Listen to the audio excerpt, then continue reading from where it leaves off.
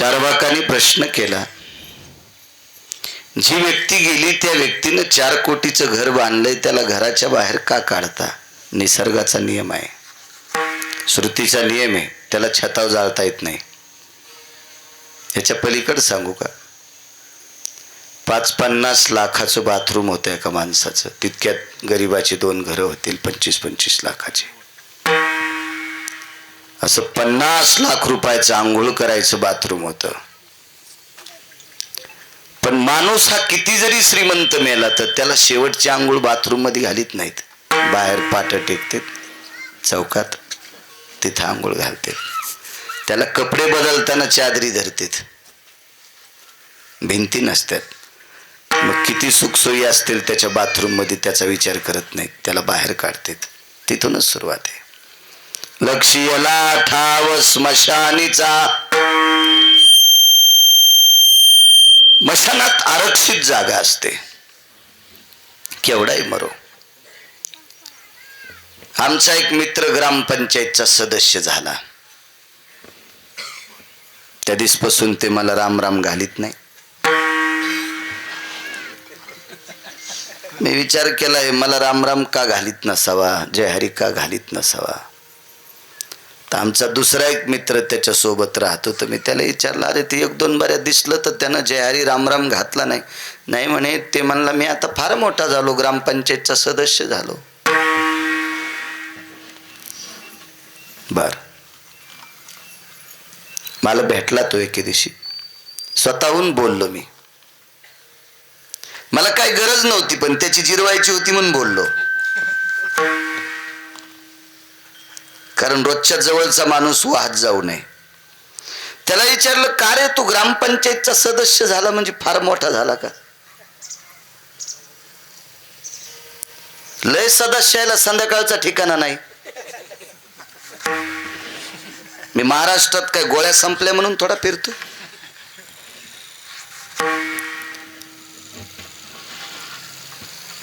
4145 गाव थोरात महाराज आजच्यानं पूर्ण होते. किती गाव पाहिलेत मी.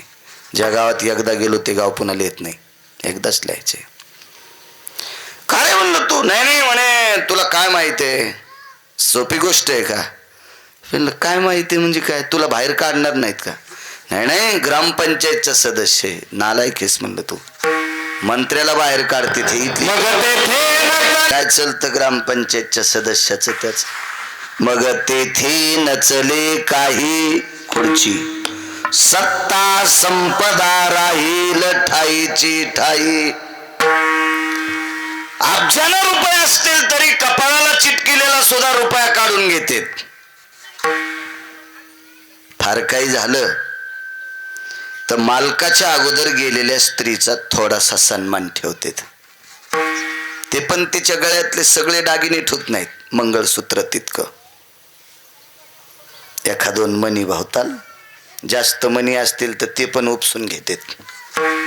एखादा बाजूचे 1-2 मणी, मंगळसूत्र, पायातले जोडवे, याच्या व्यतिरिक्त तिच्या पण सोबत काही देत नाहीत. असू दे किती बी संपदा, भूषणी काढून या घेती. सगळे दागदागिने सुद्धा काढून घेतात. काय तू येण्यासारखं करायला म्हणलं तू? एक सामान्य पद, हे सगळं इथली इथं राहत आहे, काही सोबत नाही. मग घराच्या बाहेर लक्ष्यला ठाव स्मशानीचा. रडती रात्रंदिवस काम क्रोध माया, मनती हाय हाय यमधर्म. काम, क्रोध, माया ह्या रडत असतात. आपल्या घरातली व्यक्ती एखादी गेली ना तर तिच्यासाठी माणसं रडतात. पण रडण्याचं कारण लक्षात घ्या, का रडतात?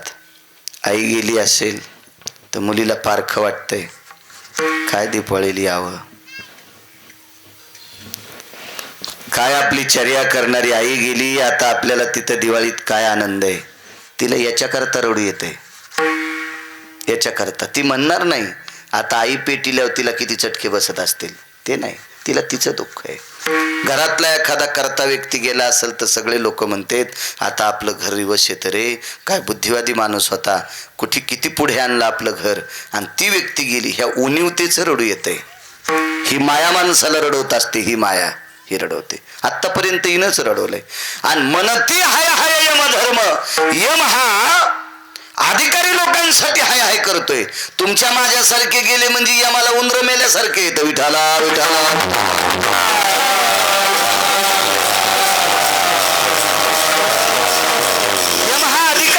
साठी हाय हाय करतो. मनती हाय हाय यम धर्म, वैराग्याच्या क्षणी लागल्या शरीरा. शनी म्हणजे गौऱ्या. गौऱ्या लावायचे, वाळलेल्या गौऱ्या. पण प्रेताला गौरी ही पालथी लावित असतात. सोयीशी लावल्यावर काय लावणारा मरत नसतो, पण पुराणाचा नियम आहे, श्रुतीचा नियम आहे, शास्त्राचा नियम आहे. आणि मागची आतापर्यंतची लोक पुराणाच्या, शास्त्राच्या, वेदाच्या, ऋषीच्या, मुनीच्या सांगण्यानुसार चालत आलेत. आपणही ते नियम नाही मोडायचे. आता बरीच लोक नालायकपणा करते, टायर चिटकीत आहेत. काय टायराचा जाळ होत असतोय, धूर होत असतोय, बाकीच्या लोकांना प्रदूषण होत असतंय. याला मोठा जाळ झाला की आनंद वाटतोय. त्याच्या लक्षात यावं एक दिवशी आपला बी असा होणार आहे. त्या लावणाऱ्याच्या थोडंसं अक्कल असली पाहिजे त्याला. काही काही कॅनी फेकतात, अशा फेकणारीच मेले. काही काही तुम्हाला टीव्हीवर पेपरवर बातम्या ऐकायला आल्या असत्याल. प्रेताला पेट्रोल टाकणारी माणसं जळून मेले. किती अतिताईपणा. एका तासानं लवकर जळल किंवा 2 तासानं उशिरा जळल, पण जळणार आहे ना. असं कधी पुराणात ऐकलं का तुम्ही? प्रेत लवकर जळाल्यावर त्याला मोक्ष भेटतोय, असं कधी पाहिलं का तुम्ही? अद्याप नाही. इतकी अमानुष क्रिया करतात माणसं. त्याला पेट्रोल टाक, राखेल टाक, घासलेट टाक. राखेल आणि घासलेट एकच. टायर टाक. धमक असेल ना तर 10-15 किलो गावरान तूप टाकी जावा. हो, धमक असेल, त्याच्याविषयी प्रेम असेल. काय पेट्रोल टाकतो पेट्रोल आहे. किती अमानुष क्रिया आहे. वैचारिक पातळी जर जाग्यावर असेल तर 9-10 किलो साखर टाका. ज्वलनशील पदार्थ आहे. इस्तवाशी संबंध आला की साखर पेट धरीती. करडी टाका. तुमच्याकडे पिकत असतील करडी, करडी टाका. फार परिस्थिती नाजूक असेल तर 10 किलो तेल, एक कोरं धोत्र घ्या पांढरं, त्याच्या चिरकाळ्या करा, त्या तेलात बुडवा आणि ठिकठिकाणी ते तेलाचे असे ते पुंजके ठेवा. ते पेटून द्या. सावकाश प्रेत जळून जाईल आणि अमानुषता वाटणार नाही. जो व्यक्ती आपल्यात वावरलाय त्याला आपण राखेल टाकून फुकून देतो नाही. वैराग्याच्या क्षणी लागल्या शरीरा. आता माझ्या पाहण्यात 3 संस्था आहेत. त्या संस्थांनी अंत्यविधीचं साहित्य देऊ केलं. त्यांच्याकडं गौशाळा आहेत. मृत्यू पावल्याच्या नंतर जर त्यांना निरोप केला, अंतर किती आहे त्याचा हिसाब पाहतात. त्यांच्याकडे एक छोटं पिकअप आहे. ते पिकअप भरतात. त्याच्यात येळू, त्याच्यावर टाकायच्या काड्या, गौऱ्याचे 10-15 पोते, नारळाचं एखादं पोतं, ते सगळं घेऊन त्या प्रेताची व्यवस्थित विल्हेवाट लावून पद्धतशीर तुम्हाला देतात. गाईच्या शेणाच्या गौऱ्या. इतकी शिस्त आहे, इतकी शिस्त आहे. आपण फार चांगल्या राज्यातले लोक आहोत राजे हो. तुम्ही तर आमच्यापेक्षा चांगले. का? कारण आमच्यापेक्षा तुम्हाला आमच्यापेक्षा दुप्पट जवळ, आम्हाला दुप्पट लांब, तुम्हाला आमच्यापेक्षा दुप्पट जवळ ज्ञानोबा तुकोबरायत. तुम्ही किती नशीबवान माणसं आहात. माझ्या ज्ञानोबराय तुकोबरायला बरं वाटेल अशा काही गोष्टी केल्या पाहिजेत. बघा, मुस्लिम समाजाचा एक माणूस दुसऱ्या राज्यामध्ये अपघातात वारला. आमचा थोडासा एक संबंध होता त्या व्यक्तीशी, यहोराचा. त्याच्यामुळे मी अंत्यविधीला गेलो तर मी पहिल्यांदा तो अंत्यविधी पाहिला. काय शिस्त. त्याच्या नखातली माती सुद्धा काढतात. इतका आदर. त्याच्या अंगाला जे लावणारं कफन आहे ते कफन विस्तू टाकतात, त्याच्यावर ऊद टाकतात, कापूर टाकतात आणि त्याच्या धुरानं ते शुद्ध करतात. काय काय शिस्त आहे. ठीक आहे, आपल्याला कोरोनात तर जास्तच येड्यावानी झालं. त्याच्यात तर नवऱ्याच्या प्रेताला बायकोनं पण हात लावला नाही. मेल्यावर तर नाहीच लावला. जित्यापणी दोघांनी एकूण एकाच्या जवळ ब्रश ठेवले नाही दात घासायचे. बायकोचा ब्रश त्या खिडकीला, नवऱ्याचा ब्रश ह्या खिडकीला. इतकी भीती वाटू लागली त्या कोरोनामध्ये. ठीक आहे, परिस्थिती तशी होती, त्याबद्दल मीही काही वक्तव्य चुकीचं करत नाही. होती अडचण तशी. एखादा आजारी व्यक्ती असेल तरी डॉक्टर, तो भयावह आजार असेल तर डॉक्टर त्याला बंद करून देतात. त्याच्या प्रकारसाठी त्याच्यासाठी पिशव्या येतात. पण प्रेताचं विल्हेवाट लावत असताना त्याची अमानुष प्रक्रिया नसावी. आपल्याकडे दफनविधी एक आहे, दहनविधी आहे. उत्तर भारतात पाण्यात सोडतात. 3 प्रकारचा अंत्यविधी पुराणाच्या प्रणालीला मान्य आहे, असं आहे. पण पाण्यात टाकलं तरी माती, विस्तवात टाकलं तरी माती, आणि मातीत टाकलं तरी माती.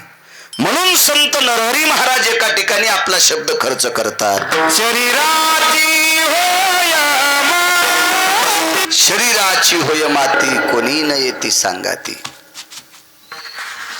3 प्रकारच्या अंत्यविधीत शरीराची माती ठरलेली आहे. वैराग्याच्या क्षणी अंगाला लागल्यात त्या पालथ्या लावत असतात. ज्ञानाग्नी लागला ब्रह्मत्वेशी. त्या ज्ञानाग्नीचं नाव आहे भडाग्नी. अग्नीचे प्रकार 9 सांगितले. अजून उपप्रकार वेगळे आहेत, शास्त्रकारांनी नमूद केलेले. मुख्य अग्नीचं नाव आहे वैशानर नावाचा अग्नी. साऊंडला आवाज द्या. मुख्य अग्नीचं नाव आहे वैशानर नावाचा अग्नी. मग वैशानर नावाच्या अग्नीपासून पुढे पुढे पुढे पुढे नाव बदलत गेले. पोटात अन्न पचवतो तो जठर अग्नी. पाण्याला जाळतो तो वडवानळ नावाचा अग्नी. पाण्याला जाळतोय बर का, भीत नाही वडवानळ पाण्याला. पाणी वडवानळाला भेटय, इतकी त्या वडवानळ नावाच्या अग्नीत ताकद असती. आणि प्रेताला जाळतात त्याला भडाग्नी म्हणतात. स्मशानी नेवोनी भडाग्नी देवोनी, स्मशानी नेवोनी भडाग्नी देवोनी.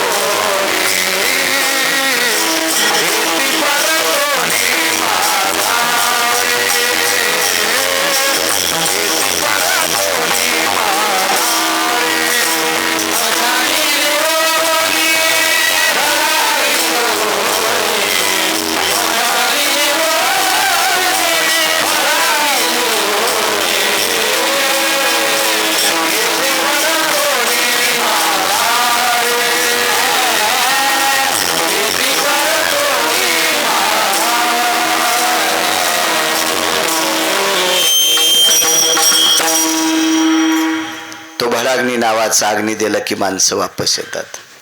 हा भडाग्नी नावाचा अग्नी दिल्याच्या नंतर पुन्हा एक प्रक्रिया आहे. फिरविला घट फोडीला चरणी, महावाक्य ध्वनी बोंब झाली. उलट्या हातानं तोंडावर बोंबलत असतात. ज्यानं पाणी धरलंय तो मडकं उत्तरेकडे तोंड करून पाठीमाग सोडून द्यायचं. बोंब ठोकायची, गेला आपल्यातनं. कुळनाम रूपाशी किंवा दिली तिळांजुळी, कुळनाम रूपाशी शरीर ज्याचे त्याशी समर्पिले. तासाभरानं, घंट्याभरानं, 1-2 तासानं हे शरीर ज्याची त्याला समर्पित होतंय. 5 लोक ऐकून घेतले, ज्याची त्याला समर्पित झालं. तुका म्हणे रक्षा झाली आपोआप, उसळला दीप गुरु कृपे. त्याची राख होऊन जाते. आणि पुढचा जो उद्धार आहे का, पुढचं आहे का, ते तुमच्या वैचारिक पातळीच्या वागणीनुसार पुढच्या गोष्टी होत असतात. तुम्ही ठरवता तसं ते त्या विधीला याला जात नाही, तो सत्कर्माला जात नाही. माझ्या लहानपणी एक अज्ञान भरलं होतं काही काही लोकांच्या डोक्यात. माणूस मृत्यू पावला की त्याच्या जाग्यावर असं चांगलं दळलेलं पीठ असं बारक्या चाळणीनं चाळायचं किंवा राग घेत होते कोणी, आणि त्याच्या जाग्यावर अशी ती पांगवायची. त्याला चांगल्या ताटानं, डिशनं, प्लेटनं असं सवान करायचं. त्याच्यावर टोपलं झाकायचं आणि त्याच्यावर दिवा ठेवायचा. आणि सकाळी टोपलं उघडलं की त्याच्याहून असं जर काही पडलं, सर्पाच्या जन्माला गेला. किड्याचे पाय असले की किड्याच्या जन्माला गेला. हे डोके खराब झालेले याची लक्षणं. हो, असं समजायचं. त्यांच्या गोळ्या संपल्यात हालकटायच्या. माणूस मृत्यू पावल्यावर दुसऱ्या दिवशी जन्म भेटायला किंवा त्याला ती योनी प्राप्त व्हायला आपल्या बापाच्या घरची जहागिरी आहे. संवत्सरो क्रियायत प्रतिपदे भय व्याप्तियाम जायते मासाद्वयं श्राद्धास्तितयो यत् पूर्णमिच्यते भरणी श्राद्धास्ततेव च क्रिया निष्पन्नस्ततायां जन्म पावकं जायते. त्याच्यामध्ये मासिक श्राद्ध आलं, त्याच्यामध्ये वार्षिक श्राद्ध आलं, अलीकडे जर गेला असेल तर भरणीचं श्राद्ध आलं. या सगळ्या गोष्टीची क्रिया संपल्याच्या नंतर मग तो पिंड भ्रमत असतो. त्याच्यात जर त्याच्या काही चुका असत्याल तर नवलहंकाराची गोठी विशेषण लगे अज्ञाना पाठी सज्ञानाच्या झोमे कंठी नाना संकटी नाचवी. मग याच्यात घरातल्या सुज्ञ लोकांना त्याचा भाव पडत असतो. मग आपतेष्टी असेल, नारायण नागबळी असेल, त्रिपिंडी असेल, कालसर्प शांती असेल, मग हे काही विद्वान लोक ज्यांना खरंच कळतंय का ते काढून देत असतात. पण त्यांना कळालं पण खरं पाहिजे बरं. त्याला त्याचं ज्ञान असलं पाहिजे तरच त्यानं सांगावा. चुकीचं सांगितल्या व्यक्तीला त्याचं पाप सांगणाऱ्याच्या बोकांडीवर पडत असते.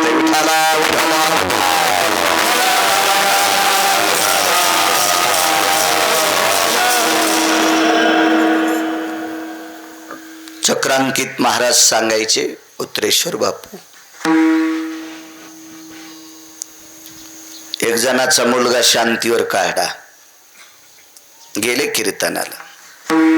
महाराज आमच्या मुलाची जन्मपत्रिका अशी अशी लिहिली म्हणे. बघा बरं, वेळ होता त्यांना. दारोडकर शास्त्री, चक्रांकित महाराज विद्वान लोक होते.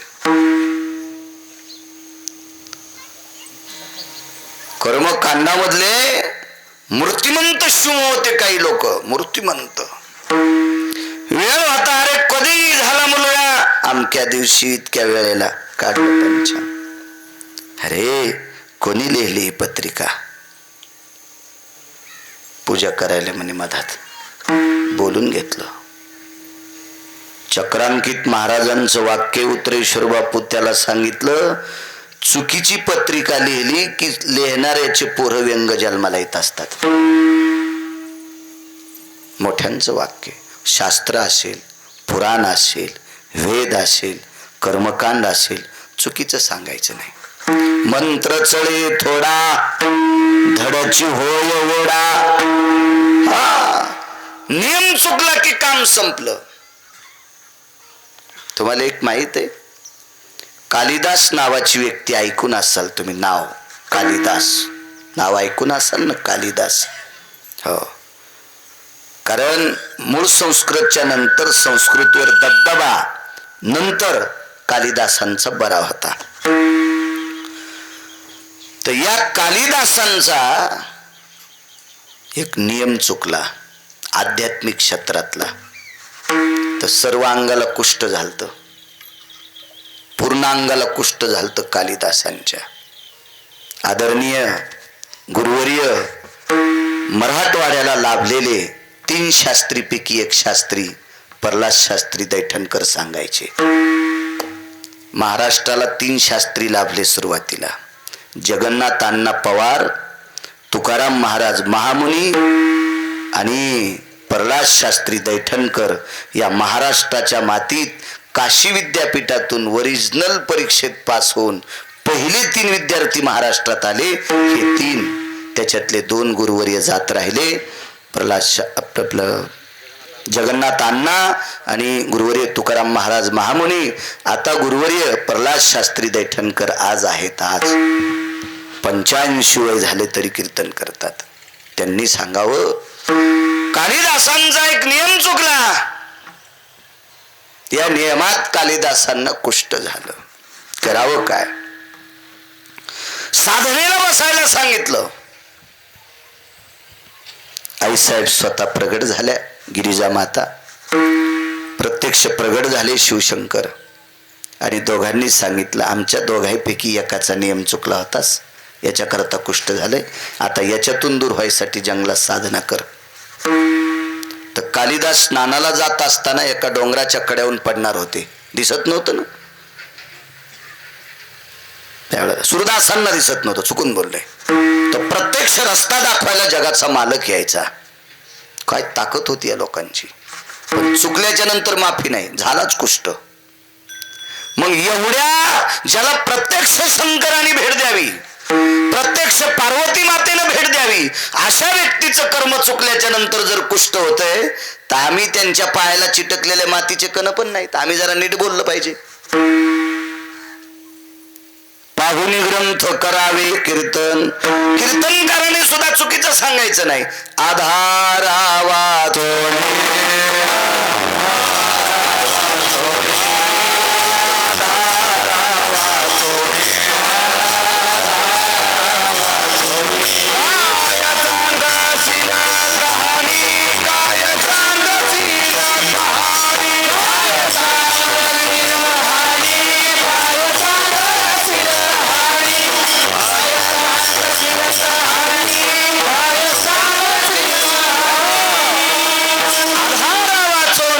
सांगशी कहाणी, पुराणाचा आधार असावा, गाथ्याचा संदर्भ असावा, ज्ञानेश्वरीत कुठेतरी संदर्भ असावा, वेदाचा संदर्भ असावा, शास्त्राचा संदर्भ असावा, किंवा ऋषी मुनींचा संदर्भ असावा. ऋषी मुनी म्हणजे अधिकारी लोक आहेत. या लोकांनी वक्तव्य केलेली गोष्ट सांगत राहिली की ती साक्ष मोठी असते, मान्यता आहे, तिला मान्यता आहे. तुका म्हणे रक्षा झाली आपे आप, उजळला दीप गुरु कृपे. त्याच्यासाठी कृपा. नाना प्रकारच्या कर्माची वैचारिक पातळी आपली गोड असली की आपल्याला सद्गती प्राप्त होत असते. हा शास्त्राचा सिद्धांत आहे. साधा सोपा सरळ अभंगाचा अर्थ झाला आपलं कीर्तन. विठाला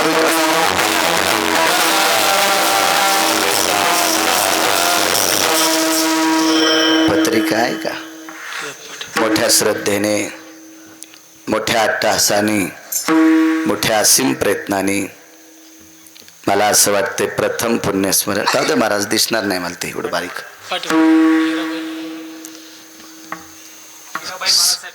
सौभाग्यवती हिराबाई बाळासाहेब कोरडे ह्या माऊलीला दक्षिणेच्या मालकाचा निरोप आला आणि हे लोकातली यात्रा सोडावं लागली. कोणाचाही निरोप टाळू शकता, टाळू शकता, टाळू शकता. काही भंगिरे उद्याची वारी पण टाळणार, काही भंगिरे उद्याची वारी पण टाळणार. त्याला माहित आहे काय करतील. ज्ञानोबर आहे आपलं, ती माऊली आहे असे पण मन समजून काही टाळणार. वाऱ्या नाही टाळल्या पाहिजे. काही रक्ताच्या नात्यातलं लग्न असेल, अंत्यविधी असेल, काय बारस, घरभरणी काय असेल, रिकामे फिरतील, इकडं तिकडं पण जाणार नाही, टाळतील, टाळतील, टाळतील. काही कोर्टाच्या समन्स पण टाळतेत. येऊ नये कोणाला, ती कोणाच्या वाट्याला त्या पायरीचं येऊ नये, पण टाळतेत थोरात बुवा वचनावर. एक माणूस भेटला, त्याला सुप्रीम कोर्टाची समन्स होती, वॉरंट होतं. त्याचे जरा ढवळ्या कपड्यावाले मित्र होते. म्हणजे तुम्हाला बी ढवळेच असते, पण त्यांचे जरा वेगळे ढवळे असते. राजकीय क्षेत्रातले मित्र होते. तुमच्या ढवळ्या कपड्यात इतकी दम आहे की तुमच्या लोक पाया पडतील आणि तुम्हाला जीव घालतील. पण त्याच्या ढवळ्या कपड्यात वेगळी धमक आहे. वेगवेगळं असतं, ज्याचं त्याचं चलत राहतंय. कांद्यातला गुण वेगळा आहे, पेरूतला गुण वेगळा आहे, आंब्यातला गुण वेगळा आहे. तसा ढवळ्या कपड्यातला पण वेगवेगळा गुण असतो ना. तुमचा गुण हरिभगत के 3 गुण, हर कोई लागे पाय, खाने को मिष्टान्न मिले, आखिर वैकुंठ जाय. पण हे शब्द इथून पुढच्या लोकांसाठी जरासा टाळावं लागेल. पात्रता लागेल ना वैकुंठाला जाण्यासाठी, लायकी लागेल. त्यानं तंबाखू नाही खाल्ली पाहिजे पकवायला, नाही तुमच्यावर नाही टाकायला बोलायला. गुटखा नाही खायला पाहिजे गायकानं, बिडी नाही वडायला पाहिजे भंगिऱ्या कीर्तनकारांनी. लोक तुझ्या पाया पडतेत भाडव्या विठाला.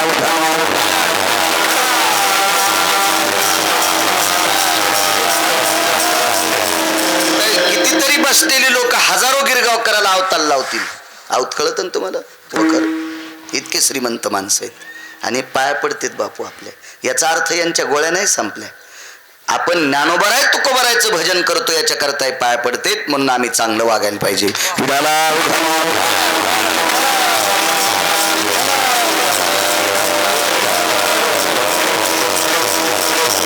7 दिवस काम करा थोरात बुवा, 7 दिवस काम करा. 8व्या दिवशी बाजाराच्या दिवशी आपण त्याला पगार मागायला जातो, पैसे मागायला जातो, त्या मालकाला पैसे मागायला जातो. तरी एखाद्या वेळेस ते म्हणतो काल कांदे इकले नाही गडे, पुढच्या बाजाराला देतो. तुमचे इकले वाटते 4200 कांदे, त्याच्यामुळे तुम्ही आज उल्हासात नाचायले. कसं कळालं मला 4200 इकले म्हणून? मेमरी कार्ड टाईट आहे माझं.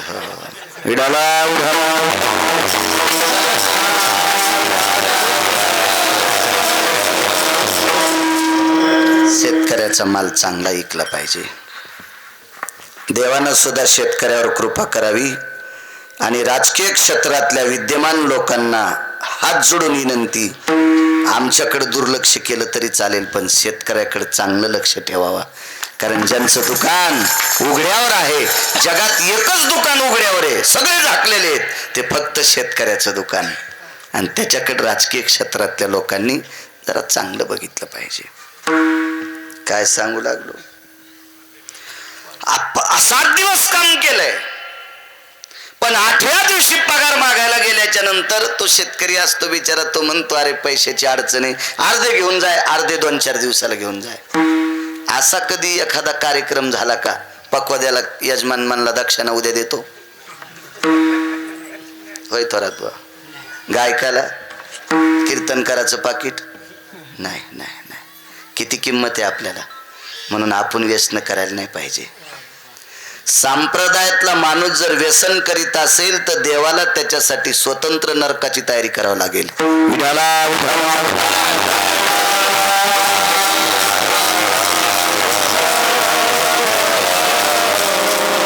माझे देऊतले मालक ते एके दिवशी म्हणले तंबाखू ओढून धोपण काढीन त्याचा ताफा तंबाखू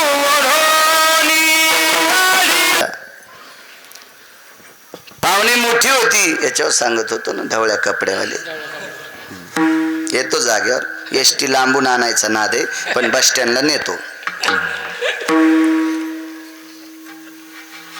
मग मोठाली माणसं त्याच्या ओळखीची असल्यामुळं सुप्रीम कोर्टाचं वॉरंट आल्यावर त्याला उसातलं पिलं.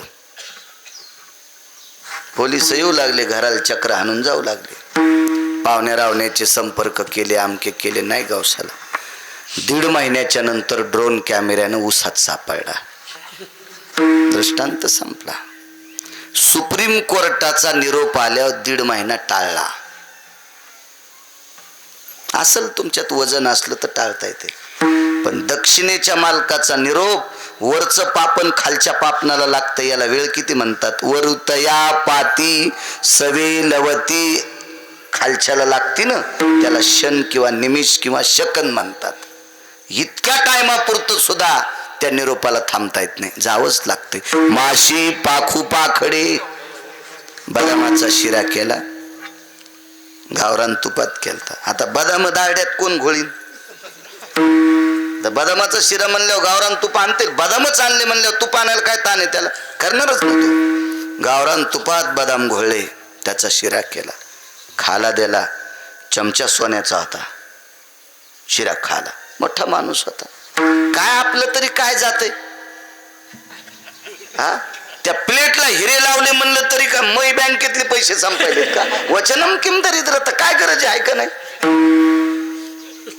माणसं बोलायला पण भिकार चोट येतं. भिकारी परवडे बर का, भिकारी परवडे, भिकार चोट परवडत नसते. भिकार चोट घरच्याला पण भिकारी करते. इतके काय काय भिकार चोट. बोलायला असं वजनदार वाणी असली पाहिजे. अण्णासाहेब, तात्यासाहेब, नानासाहेब, काकासाहेब, भाऊसाहेब, असे वजनदार शब्द बोलले पाहिजे. अय भावश्या, भडव्या, इंचभर जागा ठेवणार नाही लाल करायची. वजनदार वाणी असली पाहिजे, वजनदार. सोन्याचा चमचा.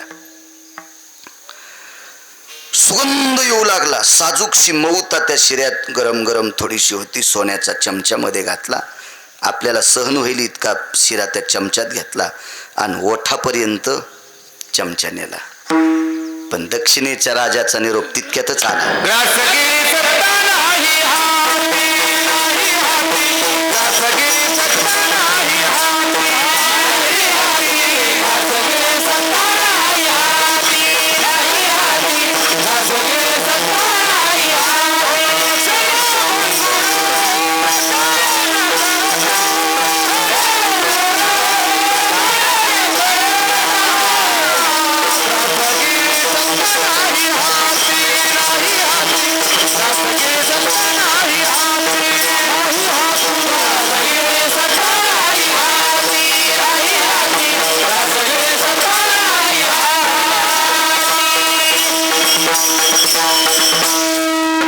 हातातला घास हातात राहिला. ग्रास सगळी सत्ता नाही हाती. महाराज चहा मागितला होता हो त्यानं, आणि आम्ही त्याच्या हातात चहा द्याला आणि तितक्यात कळाली हृदयात. जाग्यावर गेले का? तितकं सुद्धा यम ऐकत नाही. यमाला मयादया नाही बरं का. नाही त्या यमाशी करोना. यम म्हणत नाही बाळू महाराज कीर्तन करतोय, अद्याप नाही, समन नाही, टाइम संपलाय, तुला जावं लागल, तुला थांबता येत नाही. लेकराकडे बघत नाही. पैठणचे मालक सांगतात,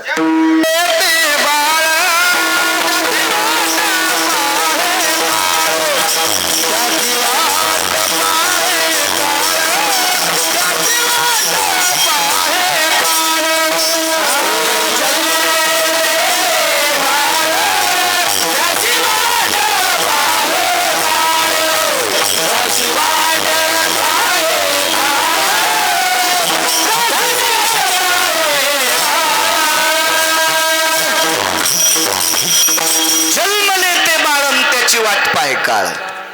असे लेकर झाले नाही का कोणाला? आई वाचली लेकरू मेलं. हॉस्पिटलमध्ये किती ऐकतो आपण. आम्ही फार प्रयत्न केले पण त्याचा श्वास रोखला. गर्भातलं पाणी कमी झालं, माऊलीची ताकद कमी होती, त्याचं वय कमी होतं, कमी दिवसाला डिलिव्हरी झाली.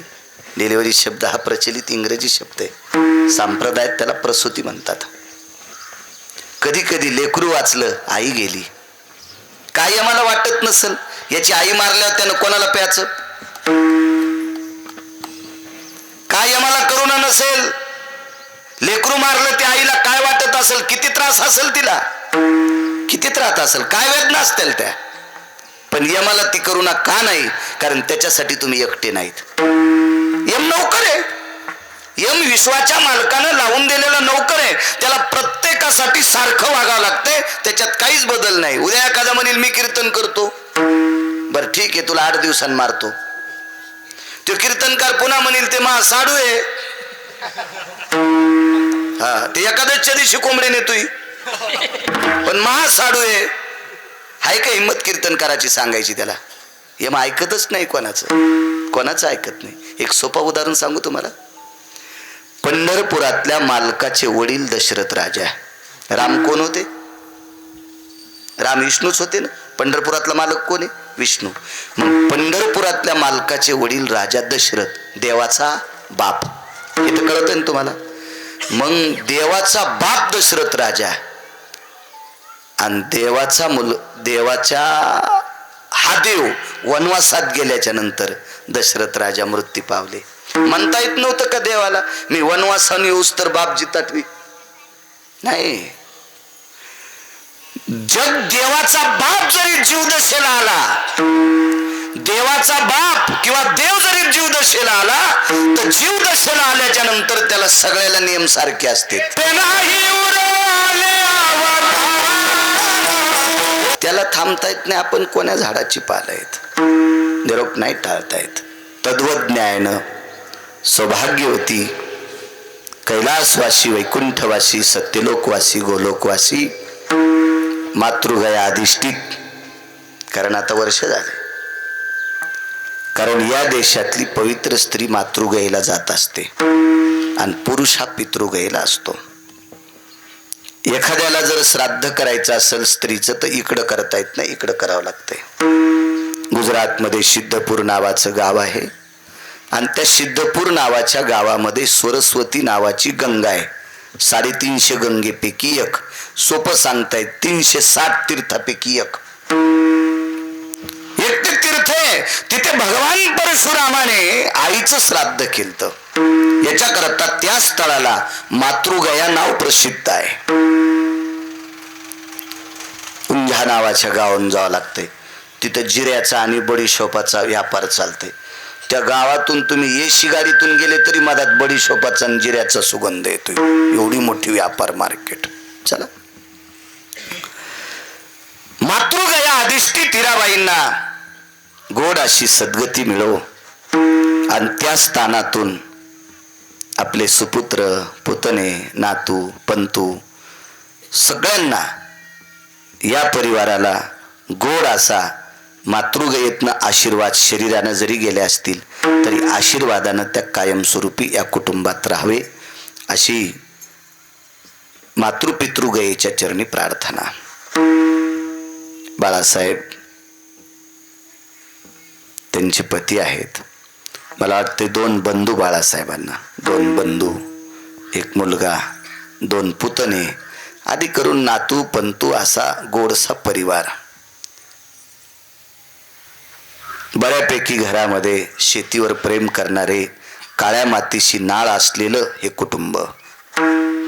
गावाचं नाव काय म्हणलं? हिवरे कोरडा. हिवरे कोरडा नावाच्या गावात शैक्षणिक क्षेत्रात त्यांचे बंधू शिक्षक आहेत, पुत्र शिक्षक आहेत. या माऊलीनं सात्विक सुशिक्षित विवेक संपन्न अपत्य जन्माला घातलं. कुटुंबावर प्रेम करणारी माऊली. आयुष्याची मर्यादा संपली, जावं लागलं, नाही थांबता येत कोणाला. मोठ्या श्रद्धेनं त्यांचं पुण्यस्मरण करतात. आपल्या घरातली एक व्यक्ती जात राहिली, त्या व्यक्तीसाठी आपण काय करू शकतो? ज्ञानोबाराय तुकोबारायचं नामचिंतन व्हावं, 4 पात्र दारात उठावी आणि त्या व्यक्तीचा नावाला उजळा येवो की त्यांच्या स्मृतीला उजाळा येवो असा अनुसंग पुण्यस्मरणाचा. श्राद्धानं केल्या जातं ते श्राद्ध, श्रद्धेनं केल्या जातं ते श्राद्ध. बाळासाहेब तुम्हाला धन्यवाद, तुमच्या कुटुंबातल्या सगळ्या लोकांना धन्यवाद. या काळात सुद्धा एवढं सुशिक्षित कुटुंब असताना सुद्धा एकत्रित राहते बापू, हा एक आदर्श घ्यावा. एकत्रित राहतं कुटुंब. धन्यवाद. आदरणीय थोरात महाराज या तारखेच्या संदर्भात बऱ्याच दिवसापासून माझ्याशी संपर्क करत होते. मला योग आला. मी सकाळी इथेच होतो, पलीकडं नगरच्या पलीकडे होतो. साले वडगावला पहाटेचा काला होता आणि मग रात्री आम्ही, ते काय होतं आता सगळं आपल्या मनासारखं कसं भेटन. ज्याला शुगर आहे त्याला सगळे गोडच पदार्थ, त्याला काहीच खायचं नाही. भातावून वरण धकिलं त्यानं. हो. आणि ज्याला शुगर नाही त्या दिवशी नुसता वरण भातच असतो. आता वाटत होतं रात्री इकडेच भेटावं, कसं भेटन आपल्या मनासारखं. पुन्हा जावं लागलं. ढिगा आलो 5 वाजता आंघोळी करून. अजूनही अर्ध्या तासाने येत होतो तिथं. ते पुढे एक पुलापाशी ट्रॅफिक जाम झाली, थांबावं लागलं तिथं. पण आलोत वेळेत. थोरात महाराज संपर्क करत होते. त्यांची इथं दुर्गादेवी वारकरी शिक्षण संस्था, गावाचं नाव ढवळपुरी. प्रसिद्ध गाव आहे बरं ते, प्रसिद्ध. महाराज असू द्या पण तो तमाशातले ढवळपुरीकर चांगले होते. चांगले होते. मी तमाशे पाहिले नाही, पण जुन्या लोकांकडून ऐकतोय बाकीच्या तमाशावाल्यांचा पूर्वार्ध लोक पाहत होते आणि ढवळपुरीकरांचा उत्तरार्ध पाहत होते. ते ओगामध्ये प्रसिद्ध होते. तुकोबरायचं वैकुंठ गमन त्या व्यक्तीने लोकनाट्यात दाखवलं. लोकनाट्यात त्यावेळेला म्हणजे तमाशात जाणारा एखादा व्यक्ती नालायक सुद्धा असू शकतोय. म्हणजे नालायकाला सुद्धा तुकोबरायची महती दाखवणारं तुमचं गाव होतं. विठाला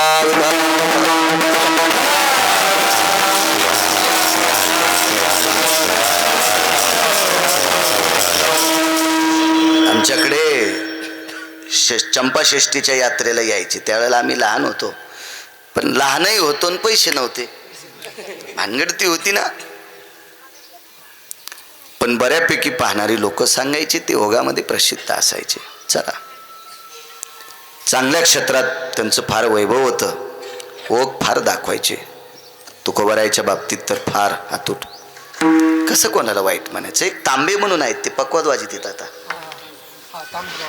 हो, त्यांचे नंदू महाराज, हरिभक्ती परायण नंदू महाराज. विदर्भात एकदा कीर्तनाला गेलो तर ते म्हणले आमच्याकडे लोकनाट्य होतं, मी आता पक्वाद वाजितोय. काय काय बघा, याला प्रगती म्हणायचं. ही वारकरी संप्रदायाची ताकद आहे.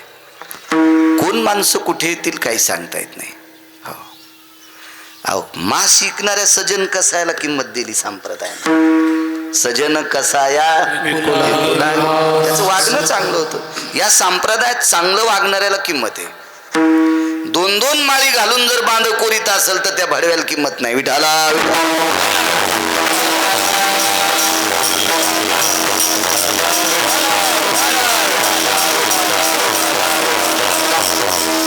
म्हणून बाळासाहेब तुमच्या सर्व कुटुंबाला धन्यवाद. मला वाटते थोरात तुमच्या संस्थेतले विद्यार्थी छान. मृदंगाचार्य हरिभक्तीपरायण राहुल महाराज शिंदे, माझ्यासोबत आलेले पाठांतरातले बादशाह म्हणत असतात आमचे शिवाजीराव लाटे. त्यांना महिन्याची वारकरी आहेत शिवाजी भाऊ. ते त्यांना उत्तरेश्वर बापूला पाठांतरातले बादशाह म्हणतात. खूप पाठांतर. मोठ्या माणसांची कृपा आहे. चांगल्या चांगल्या लोकांसोबत राहिले.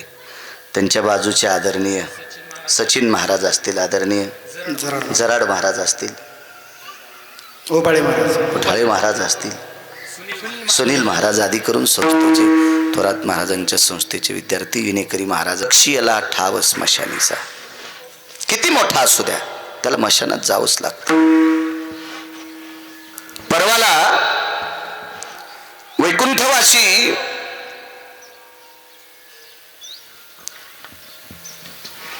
उत्तमरावजी विटेकर भाऊ, त्यांचं 9वं पुण्यस्मरण होतं. ते आमदार होते, पण पंढरपूरच्या मालकाचे वारकरी होते. त्यांच्या गळ्यात माळ होती. त्यांचं 9वं पुण्यस्मरण. तिथे मी एक प्रसंग सांगितला होता. श्री शैल्य मल्लिकार्जुनावर एका 5शाईनं धाड घातली. लक्ष्याला ठाव स्मशानीचा सांगतोय. आपल्या वेळात जेवढं सांगता येईल तेवढं सांगण्याचा प्रयत्न करतो. एका 5शाईनं, 5शाई किती होत्या? 6 5शाई होत्या. त्याच्यापैकी एका 5शाईनं घाला घातला आणि श्रीशैल्य मल्लिकार्जुनाची बरमाती सागाची चौकट काढून घेतली. मंदिराची चौकट 12 ज्योतिर्लिंगापैकी एका. काही नाही चाललं कोणाचं. 2500 तलवारी होत्या. काढून घेतली ती. ते चौकटी भावट्या मोकळ्या केल्या, ते बांधली आणि हत्तीवर टाकली. आता ती चौकट जर तुम्हाला बघायची असेल तर आग्र्यात सापडल. आग्र्याला ती चौकट. कुठं आलं श्रीशैल्य मल्लिकार्जुन? कुठं आलाय करणार ते आग्रा? हा, किती अंतर असेल? त्यावेळेला ट्रक वगैरे काही व्यवस्था नव्हती. हत्तीवर नेली ती चौकट. आता तुम्ही तिथे किल्ला आहे आग्र्याला, त्या किल्ल्यामध्ये ती चौकट अशी लावलेली, तिला काचेची प्लेट आहे, तिथे लिहिली श्रीशैल्य मल्लिकार्जुनाची चौकट. तुम्ही बघा कारण मी त्या काळचं सांगायलो म्हणजे मी तिथला काय सरपंच थोडाच होतो श्रीशैल्य मल्लिकार्जुनचा. मी वाचून सांगतोय. माणसानं काही आधारा वाचून बोलायचं नाही. त्यातली त्यात संप्रदायातल्या कीर्तनकारांना तर बचबच करायचीच नाही. मोटरसायकलचा ड्रायव्हर चुकला 2 मरतील, जीपचा ड्रायव्हर चुकला 10 मरतील, एसटीचा चुकला 55 मरतील, रेल्वेचा चुकला 1000 मरतील, वक्ता चुकला कोटी मरतील. लोकांचा विश्वास आहे आमच्यावर. मग ज्यांच्यावर विश्वास आहे त्यांनी जरा बरं बोललं पाहिजे. होतं आता माझं वय कमी आहे, एखाद्या वेळेस आवेशात गेल्यावर एखादा शब्द चुकीचाही जात असेल. कारण जगात असं मळनियंत्रत नाही, ते दाणे फोडीत नाही. मळनियंत्र कळतं ना तुम्हाला? सोयाबीन काढायचं, ज्वारी काढायचं, मका काढायचं, दाणे फोडीत नाही. आणि दाणे फोडून म्हणून त्याचे मधले दात केले तर मग काड्या आणताय. तसं हे एक मळनियंत्रच आहे ना. जीभ एक मळनियंत्र. थोडंफार एखाद्या वेळेस रसोदीर्घ एखादी गोष्ट होत असेल, काही विषय नाही त्याला. पण शक्यतो होईल तिथपर्यंत वक्त्यांनी संप्रदायातल्या ग्रंथ पुराणाचा अभ्यास करून ऋषीमुनींच्या प्रणालीनुसार कीर्तन करत जावा, म्हणजे पोषकता आहे. ठीक आहे. भास्कर गप्पा जर कीर्तनात करायचे असतील तर मोबाईल मध्ये तुमच्या कमी गरज आहे का? कपडे सोडून नाचतील इतका गर्दा मोबाईल मध्ये, इतका नालायकपणा त्या मोबाईल मध्ये. मग तुम्ही कीर्तनात कशाला ऐकायचा? तो मोबाईलच इचका ना. कीर्तन चांग, कीर्तन चांग होयांग हरी लोक. इथं मात्र तुम्ही सुद्धा अपेक्षा चांगली ठेवली पाहिजे. एका गावात गेलो ते म्हणला, महाराज कीर्तन असं झकास झालं पाहिजे. म्हणलं तुझ्या बायकोची साडी नेसून नाचतो. कीर्तनात झकास विषय आहे का? कीर्तन हा बोधावर आरूढ असलेला विषय आहे. ह्याच्यातलं काहीतरी एखादोन गोष्टी घेता यावा ह्याच्यासाठी कीर्तनात बसायचं असते. बाकी काय करायचं? तुम्हाला मोगाशी मी एक मस्त लाल कंदील दिला, हिरवा नाही, रेड अलर्ट म्हणतात ना काहीतरी इंग्रजी शब्द. तंबाखू खाणारा पक्वाद्या असेल, तंबाखू खाणारा गायक असेल, व्यसन करणारा कीर्तनकार असेल, आणि अशा व्यसनी लोकांना बोलून जर तुम्ही पैसे देता असाल तर तुमच्या घराला कुलूप लागन, हे इतकं लिहून घ्या. याचं पाप तुम्हाला फेडावं लागल. दोघाशी पतन. बस इतकंच घ्या आजच्या कीर्तनातलं, इतकंच. विठाला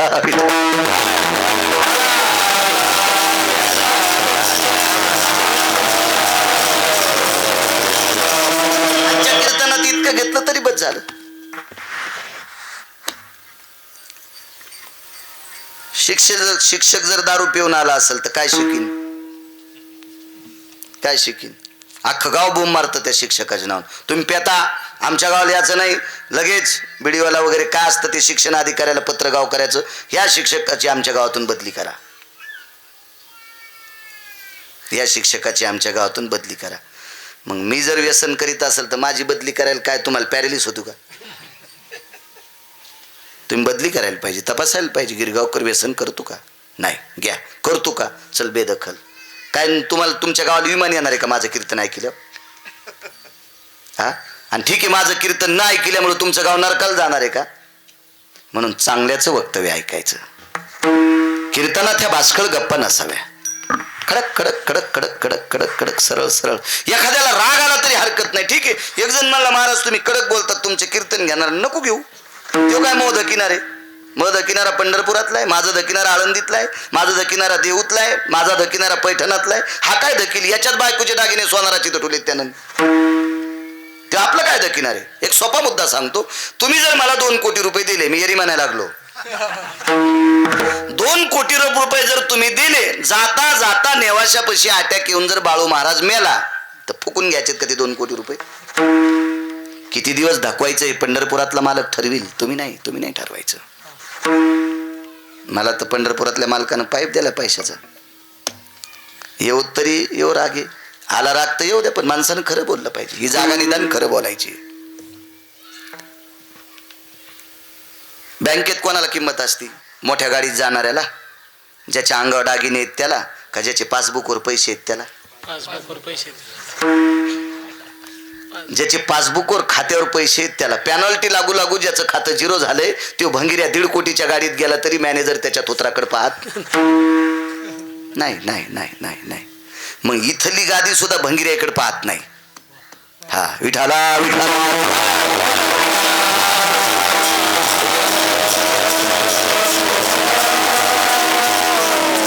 श्रीशैल्य आग्र्याची चौकट आग्र्याला नेली. जाता जाताचा संदेश सांगतो. पहा, लक्ष्यला ठाव स्मशानीचा. जावं लागते, माती होती शरीराची. जाता जाता एका रस्त्यात मुक्काम केला. शिबिरन गिबिर मोठमोठ्या रावट्या, तंबू गिंबू, तंबू म्हणावं लागेल नाही त्याला. रावट्या फक्त ज्ञानोबा तुकोबा राहायच्या. त्यालाही तंबू म्हणता येते, काही विषय नाही त्याला. ते मोठमोठ्याने विस्तीर्ण तंबू, 2500 तलवारी, 10-5 हत्ती, घोडे, थाट, शिबिका, वैभवशाली माणूस. मुक्काम केला, असा मंडप दिला. मला तुम्ही बसायला जसा सोफा टाकला याच्यापेक्षा मोठा सोफा त्याला बसायला होता. यवन राजा होता, मुस्लिम समाजाचा राजा होता. 4ची वेळ आहे, त्याच्या जेवायची वेळ आहे. 4, 5, 6 या 2-3 तासाच्या आतमधला प्रसंग आहे. त्याची जेवायची वेळ झाली त्या राजाची. त्याच्या जेवणात काय असेल हे समजून घ्या. आचार्याने संपूर्ण व्यवस्था केली. त्याच्या समोरच्या टेबलवर ताट मांडलेले. तेवढ्या अवकाशात त्याच्या तंबूपासून एक रस्ता होता आणि त्या रस्त्याने थोरात बुवा दिंडी चालली होती. जय जय रामकृष्ण हरी, जय जय रामकृष्ण हरी, जय जय रामकृष्ण हरी. दिंडी चालली. सरदार जी देखो बोला क्या बज रहा है. तो हिंदी भाषित होता. पहले तो बोले कोई हिंदू के लोग आए, गले में कुछ तो कुछ ऐसे बजा रहे, ऐसे 2 ये भी बजा रहे, एक के गले में ऐसा ऐसा बजा रहे. ते पकवादाला ढोलक म्हणलं. त्याला काय चलत राहते, त्याला काही माहीतच नाही ना. त्याला काय, त्याचा काही दोष नाही बिचारा, त्याला माहीतच नाही. आणि ज्याला जी गोष्ट माहित नाही ते एक जण संन्याशाला म्हणला लुगड्याचा भाव काय, त्याला कसं कळलं. त्यानं लुगड्याला कटाळून संन्यास घेतलाय आणि त्याला लुगड्याचा भाव कसा कळन. एकाला काहीच दिसत नाही ते मला चष्मा कसा असतोय. अरे तो अंध आहे ना, त्याला चष्म्याचं कशाला विचारायला तू. त्याला काही कळत नव्हतं. आपल्याला आकली नाहीत पक्वादाला काय म्हणावं, किती दाखवायचे तुम्हाला. तर त्याला तर काही संबंधच नाही बिचारायला, काहीच संबंध नाही त्याला. हे बोले ढोलक बजा रहा है.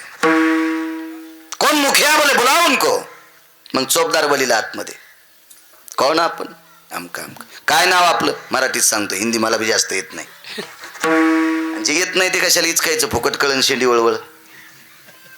जिला गवऱ्या लावता येत नाहीत का तिनं धेडे करूच नाही, पिठाचा नाश होत असतो. जिला पिठल्यातले गोळे फुटत नाहीत का तिनं बासुंदी करूच नाही, दुधाचा नाश होत असतो. मग मला ही भाषा येते ना, कशाला काय उगच. भाषा यावं त्याबद्दल काही दुमत नाही, पण आपली येऊन दुसऱ्या यावा. माझा मराठाची बोल कौतुके, अमृता तेही पैजा जिंके, ऐशी अक्षरे रसिके मिळवी. माझ्यासोबत आम्ही 3 जण शिकलो. मी इकडे आलो, ते एका नोकरीत लागलो मुंबईला. मला सांगता येत नाही त्याची काय नोकरी येतं. आणि एक तहसीलमध्ये नोकरीत लागलं. तर ते मुंबईला गेलेलं जरा शहाणं होतं, त्याला 72,000 महिन्याला पगार होती. आता ते मी एकाच रानातल्या ज्वारीच्या भाकरी खाल्ल्या. शेजारीच आमचा बांध होता. सुट्टीच्या दिवशी मसुबाच्या डावावर पोहायला जायचो, तिथंच पाणी प्यायचो वान्यारावानी वाकून, म्हणजे एकाच नदीचं पाणी पण पिलं. पण ते मुंबईहून दिवाळीला आल्यावर मला इंग्रजीत बोलते, good morning, good evening, good night, बऱ्यापैकी इंग्रजी शब्द. आता आपल्याला काही कळत नव्हतं ते काय म्हणाले ते. त्याच्याकडून त्याचा अर्थ समजून घेतला. मग नंतर त्याला सांगितलं तुला पगार किती. 72,000. ते 71,000ची महिन्याला पेत होतं. ते 1,000 रुपये खात्यावरले काढता येत नव्हते म्हणून ठेवा लागत होते. इतकं नालायक. त्याला म्हणलं तू यासारखे इशिक मी आवताला झोपीन. एका रानातली ज्वारी खाल्ली तू गावाकडे आल्यावर मराठीत बोलत जाय ना. मुंबईला राहायला म्हणजे लई शहाणा झाला का तू टावळ्या. अरे तिथं श्वास पण विकत घ्यावा लागतोय, आम्हाला फुकट भेटतोय, आम्ही तुझ्यापेक्षा नशिबवान आहेत. आणि तू तिथं राहायला म्हणजे फार मोठा झाला. एक सांगू का तुम्हाला, माणसाने उंच शिखर गाठावा, त्याला गरुडाची पंख यावा आणि त्यानं चिमण्याची कदर करावा. त्या गरुडाची पाठ थापटिली पाहिजे. उंच शिखर गाठलं, गरुडाची किंमत आली, चिमण्या चुरगाळायला आहे. त्या भडव्याला कोणी किंमत देत असतं का. अद्याप नाही. 1 कोटीची गाडी बसायला द्यावा ना द्यावा. बसायला किती कोटीची गाडी द्यावा. 1 कोटीची. पाऊस पडलेला असावा, रस्त्याला खड्डे असावा, खड्ड्यात पाणी साचलेलं असावा, रस्त्याच्या कडीनं शेतकरी राजा घराकडे पायी पायी चाललेला असावा आणि याची 1 कोटीची गाडी रस्त्यानं भरधाव पळावा आणि शेतकरी शेतातल्या काम करणाऱ्या महिला जाता जाता ह्या गाडीत बसलेल्या मालकानं ड्रायव्हरला सांगावं, गाडी दमानं चालव, आपल्या टायरानं उडलेलं पाणी काम करणाऱ्याच्या अंगावर जाऊ देऊ नको. असा जर मालक असेल तर त्याला चॉपर बसायला देईल.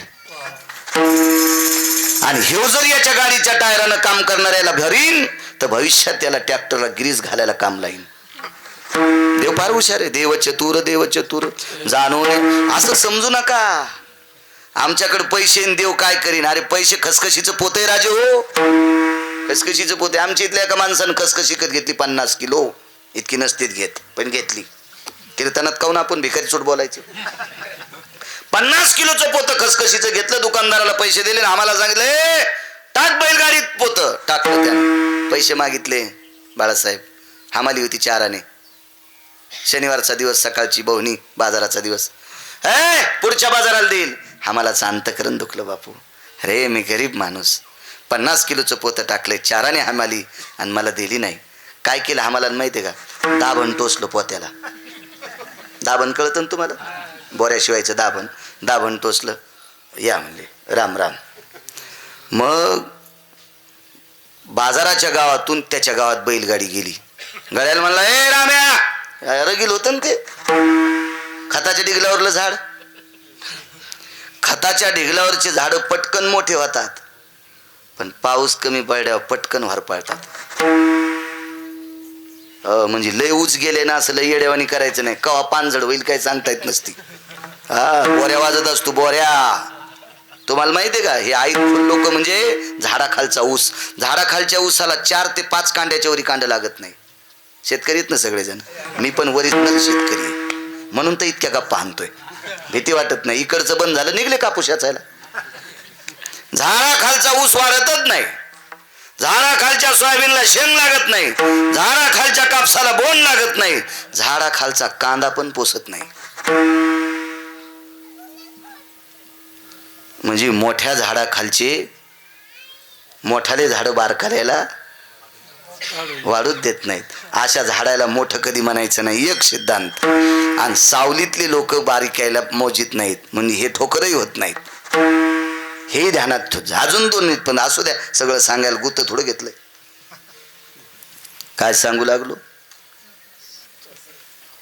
खसखशीचं पोत. काय पोत? राम आहे म्हणला मालक. इतक्या आवाजात म्हणाली रिकामच पोतड आहे ना. अरे 50 किलो खसखस होती. त्याला छिद्र होतं म्हणले. गिरगाव पासून शेलू लोक बॅटऱ्या लावून पाहिली, रस्त्यानं खसखस दिसली नाही, पोत्यात थांबली नाही. अशी लक्ष्मी कहा गुळू गुळू गुळू गुळू गळून जाती ना, पत्ताच लागत नाही. 527 एकर जमीन एका व्यक्तीला. 527. बाप तितकी जमीन ठेवून मेला आणि पोरग मरायच्या आधी 527 गेली. मारुतीच्या मंदिरात पोरग मेलं. कशी गेली गंथडीची 527 एकर जमीन? काय वाटतं आकडा ऐकायला? घाम येतोय घाम.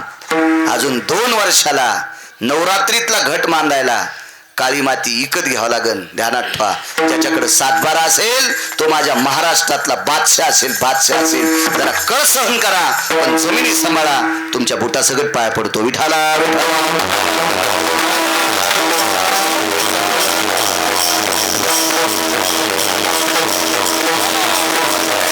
लक्ष्मी.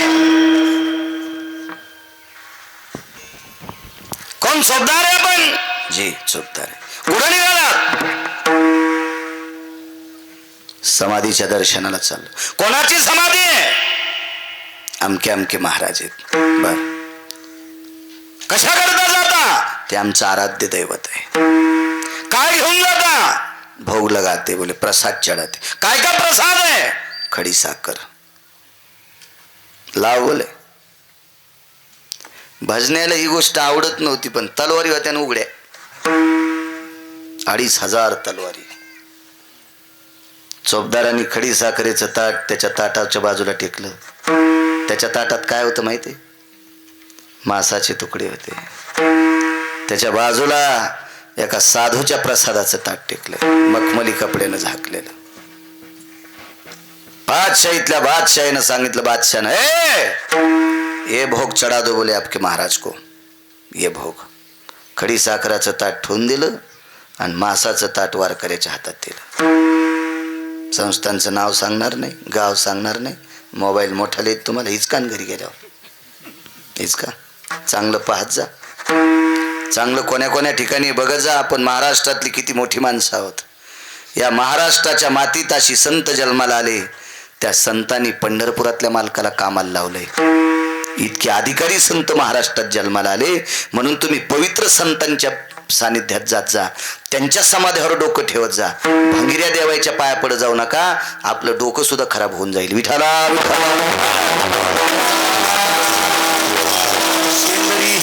दैवते कोण पूजी भूते केते. जे देवा आपल्या पोटा करता भीक मागायले त्या देवाच्या समाधीवर त्याच्या पादेत पुढं काय तुम्ही डोकं ठेवता? काय देणार ते देव? भीक मागे देव आपल्याला. देव ज्ञानोबाराय तुकोबारायांनी आरक्षित केलेले देव, ज्ञानोबाराय तुकोबारायांनी शिक्कामोर्तब केलेले संत आपल्यासाठी कामाचे. ते संत आपल्या जीवनाचा उदो उदो करणारे आहेत. बाकीच्या याच्या नका नादी लागू. दिलं ते ताट. ज्याच्या हातात ताट होतं तो ढस ढस ढस ढस रडत होता. पायाला दगड बांधावा अशा दबत्या पावलानं चालत होता. लक्ष्यला ठाव स्मशानीचा सांगतो रडत होता. बऱ्यापैकी प्रत्येक वारकरी रामकृष्ण हरी म्हणत होता. टाळ वाजित असताना डोळ्यातलं पाणी त्याच्या टाळावर पडत होतं. टाळ ओढे चिंब होत होती.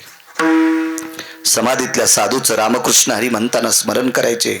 गुरुवर्य, आतापर्यंत इतिहास ग्वाही, आतापर्यंत कडी साखरेचा नैवेद्य या समाधी सोहळ्याला तुम्हाला असतोय.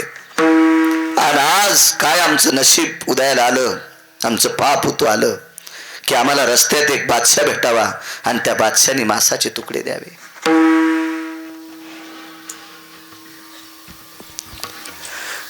एक जण म्हणला ते ताट घेऊन देवाकडे का गेले? तलवारी मागच होत्या ना. चला चला पुढे कळल तुम्हाला, पुढे कळल, पुढे कळल. आणि महाराजांच्या समाधीच्या समोर एक चौकोनी शिळा होती. त्या शिळेवर ते ताट टेकीत होते. तिथं आधी मंजुळा टाकायचे, त्या मंजुळेवर ते ताट ठेवायचे आणि ताटावर असा कपडा झाकलेला असायचा. सगळ्या रस्त्यानं त्या ताटावरच्या कपड्यावर घाणेरडी टिपकी होती. वर्णाचा जरी टिपका लागला तर चांगला दिसतो का? आपण जेवता जेवता भाजीचे एखादोन थेंब शर्टावर पडले तर चांगले वाटतात का? मग तोही कपडा ताटानं तो एका यानं भरलेला होता. त्याच्यावरती माशा गुंगत होत्या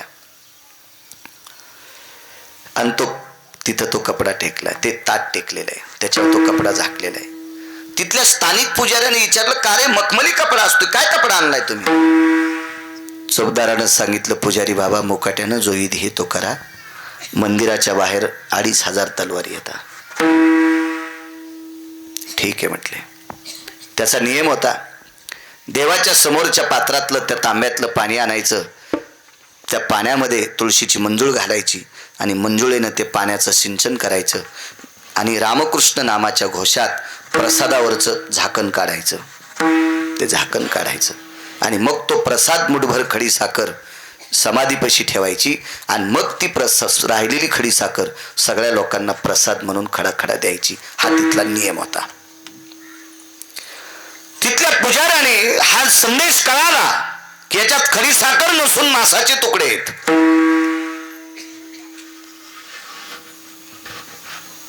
त्याने विचार केला, आपण ज्या जाज्वल्य देवतेचं चिंतन करतो, ज्या समाधीतल्या साधूचं चिंतन करतो, त्या साधूचा अधिकार मोठा आहे. काय साधूच्या मनात असेल ती गोष्ट होत राहील. आपण आपल्या प्रक्रियेनं करावं. आपण जर नाही केलं तर बऱ्यापैकी वारकऱ्यांचा बळी जाईल, असं त्या पुजाऱ्याच्या लक्षात आलं. सात्विक तात्विक पुजारी होता. देवाचं दर्शन घेतलं. त्याच्या डोळ्यातलं टपटप पाणी त्या साधूच्या समाधीवर पडलं आणि त्या पुजाऱ्यानं तिथलं ते पाण्याचं पात्र घेतलं, मंजुळ घेतली, समाधीवरली ती मंजुळ पाण्याच्या पात्रात उरतवली आणि मंजुळेनं पाण्याचा सिंचन केला. रामकृष्ण नामाचा गजर झाला आणि पात्रावरचा कपडा काढल्याबरोबर पात्रात मांस नसून खडी साखर होती.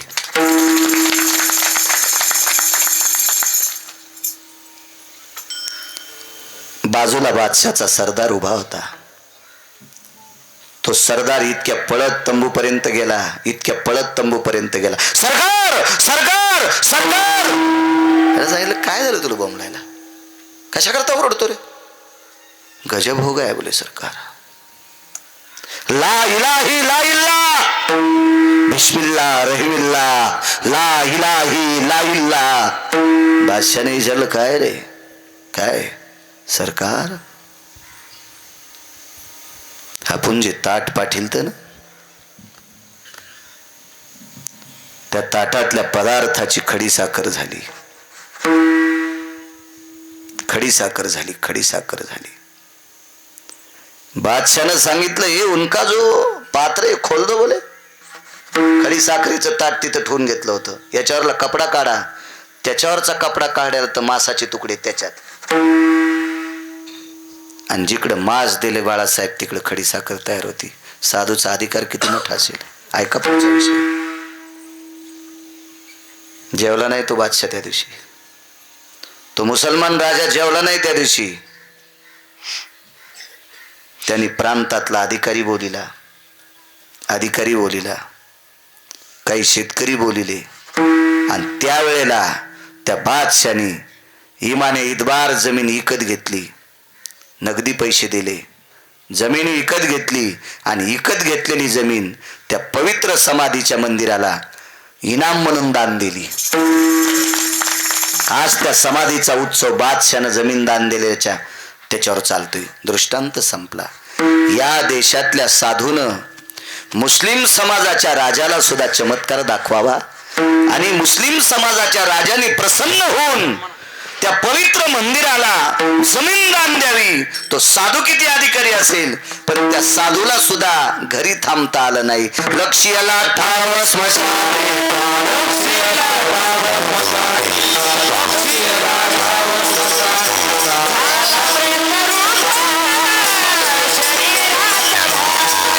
किती मोठा साधू असेल. तो साधू महाराष्ट्रातला आहे. राजा ज्या वेळेला चौकट घेऊन जात होता का, त्या ठिकाणाहून गेल्या तिसऱ्या मुक्कामाच्या दिवशी राजाच्या स्वप्नात साक्षात्कार झाला. राजा, श्री शैल्य मल्लिकार्जुनाची चौकट घेऊन जातोस, पण ही कोण्याच घराला लागणार नाही. आणि लागलीच नाही, ती नुसतीच पडलेली तिथं. लोक पाहून त्या चौकटीला नमस्कार करते, ती नाही कोणाच्या घराला लागली. कशी लागू दे, इतकी साधूची पावर आहे. चला अलीकडे येतो. उदाहरण क्रमांक 2 पुन्हा एक पुरावा सांगतो तुम्हाला. किती मोठी माणसं. एका बाईचा मुलगा वारला. बाई किती मोठी होती, बाईच्या पाठीमागं वलय किती मोठा होता, बाईचा अधिकार किती मोठा होता, बाईची भक्ती किती मोठी होती, बाई नवऱ्याची सेवा किती करत होती. मला सगळ्यात जास्त ती बाई आवडती. देवदेव कमी करती, नवऱ्याची सेवा जास्त करते, ती बाई मला जास्त आवडती. बाई मला जास्त ती आवडती. देवदेव कमी करती, लेकराला संस्कार चांगले लावती, मला बाई ती जास्त आवडती. हरिपाठ सगळे पाठ केले आणि पोरायला संस्कार नाही. अशी बाई ज्या भागात आहे त्या भागात पाऊस कमी पडतो. मला विचारणारा कोणी असेल का नाही. आता याने कॅमेरा लावला, हे युट्यूबला टाकणार आहे उद्या. मी बोलल्यावर जर मला माहित नसलं माझी कमी काशी होईन का. मला कमी विचारतील का लोक, बाळा तू कशाच्या आधारावर बोलायला म्हणून विचारतील का नाही. आता तर लोक 2% इचकायच्याच मागे येतं. फक्त काड्या कुठं करायच्या, कोण काय म्हणते तुम्हाला ते त्या मोबाईलवर कमेंट. हा काय कमेंट द्यायच्या. हो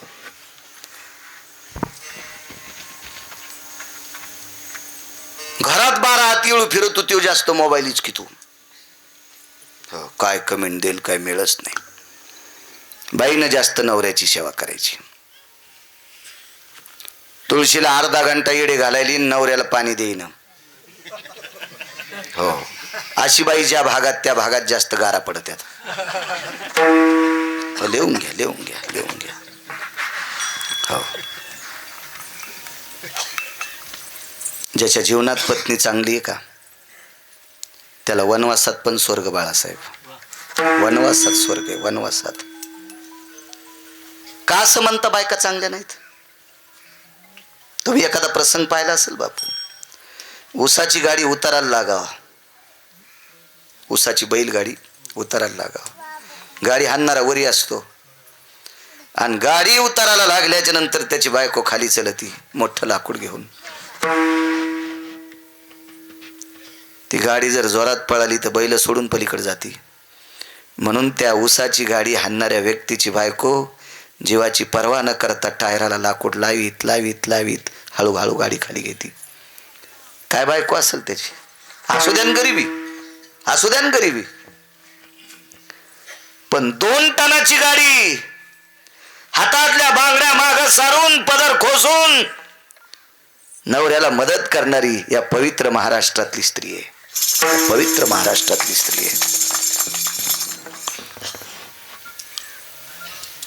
आपल्या संसारावर जास्त प्रेम करणारी स्त्री. संसार या शब्दाचा अर्थ संस्कृतीवर म्हणायलो. संसारातल्या संस्कृत्या. अहो सुंदर स्वयंपाक करत असेल तर सासून नातवाचा डबा भरावा शाळेचा. पण सून स्वयंपाक करतीन, सासू तुळशी येडे घाली ती. नातू परीक्षेत नापास झाला. ते म्हणले महाराज आमचा नातू कस काय नापासच झाला. म्हणलं नापास नाही, मोठा झाल्यावर तू अंगावर ट्रॅक्टर घालणार आहे. कारण त्याच्या शाळेत जायच्या टायमाला तू तुळशी येडे घालू लागली. कीर्तनकारानं असं बोलू नये, पण कीर्तनकारानं चांगलं वागणंही सांगितलं पाहिजे. दयाची आहिकची धड नाही परत्र पुस शिकाई. जे संसारात नीट वागत नाहीत ते हरिपाठात याच्या लायकीचे आहेत का? ते परमार्थाच्या याच्या लायकीचे आहेत का? जे संसारात नीट वागते ते इकडे येण्याच्या लायकीचे आहेत.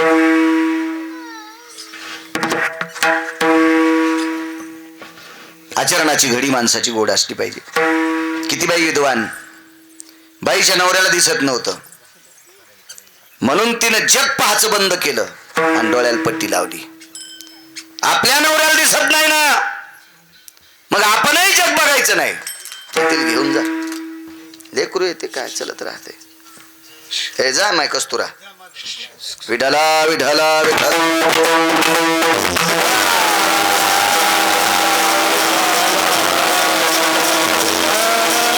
अधिकारी माऊली बालकाल दिसत नाही याच्या करता जग पाहिलं नाही. तिचं नाव गांधारी. गांधारीची चूक मी 1-2 कीर्तनात काढलेली आणि ती खरंच चूक बी होती. तिने पट्टी बांधून एक पुरुषार्थ केला. नवऱ्याला दिसत नाही म्हणून जग पाहिलं नाही याबद्दल मी मानेल, पण पट्टी बांधल्यामुळे एक चूक झाली. पोराला संस्कार केले नाही. कारण पट्टी बांधल्यामुळे पोरं चुकीचे वागायले तिला दिसलत नाही. पट्टी जर बांधली नसती तर आपले पोरं चूक करायलेत हे गांधारीला कळालं असतं. चुका नवऱ्याला सांगितल्या असत्या आणि चुका दुरुस्त झाल्या असत्या. पण हिनं चुका पट्टी बांधून पाहिल्या नाही याच्याकरता 100ला 100 पुत्र मातीत गेले. याचं पाप गांधारीला आहे. बरं काही पुराण गांधारीच्या विरोधात गेले. वाचा कधी कधी लक्षात येईल. बापू तुम्हालाही छंद लागला वाचायचा, वाचा. गांधारीच्या विरोधात गेले काही पुराण. शास्त्रानं विरोधात आबूक ठोकली गांधारीच्या. पतिवृत्तीच्या व्याधीत आहे, पण कर्मशील स्थितीत जर पाहत गेली तर काही चुका सुद्धा गांधारीच्या काढल्या. तशी गांधारी अधिकारी. गांधारीचा दुर्योधन नावाचा पुत्र मृत्यू पावला. तिला शंका होती हा मरणार नाही. कारण मांडीपासून नखापर्यंत पायाच्या आणि बेंबीपासून डोक्यापर्यंत दुर्योधन पूर्ण वज्राचा होता. मांडीपासून बेंबीपर्यंत हाडामासाचा होता. बाकी सगळा दुर्योधन वज्राचा होता. असा दुर्योधन मरणार नाही असं तिला वाटलं होतं. पण पंढरपुरातला मालक देव चतुर त्याच्यासारखी चतुराई नाही. त्यानं भीमाला सांगून मांडीवरच गदा मारली. दुर्योधना मारिली गदा घेतला प्राण तो यडका मदन.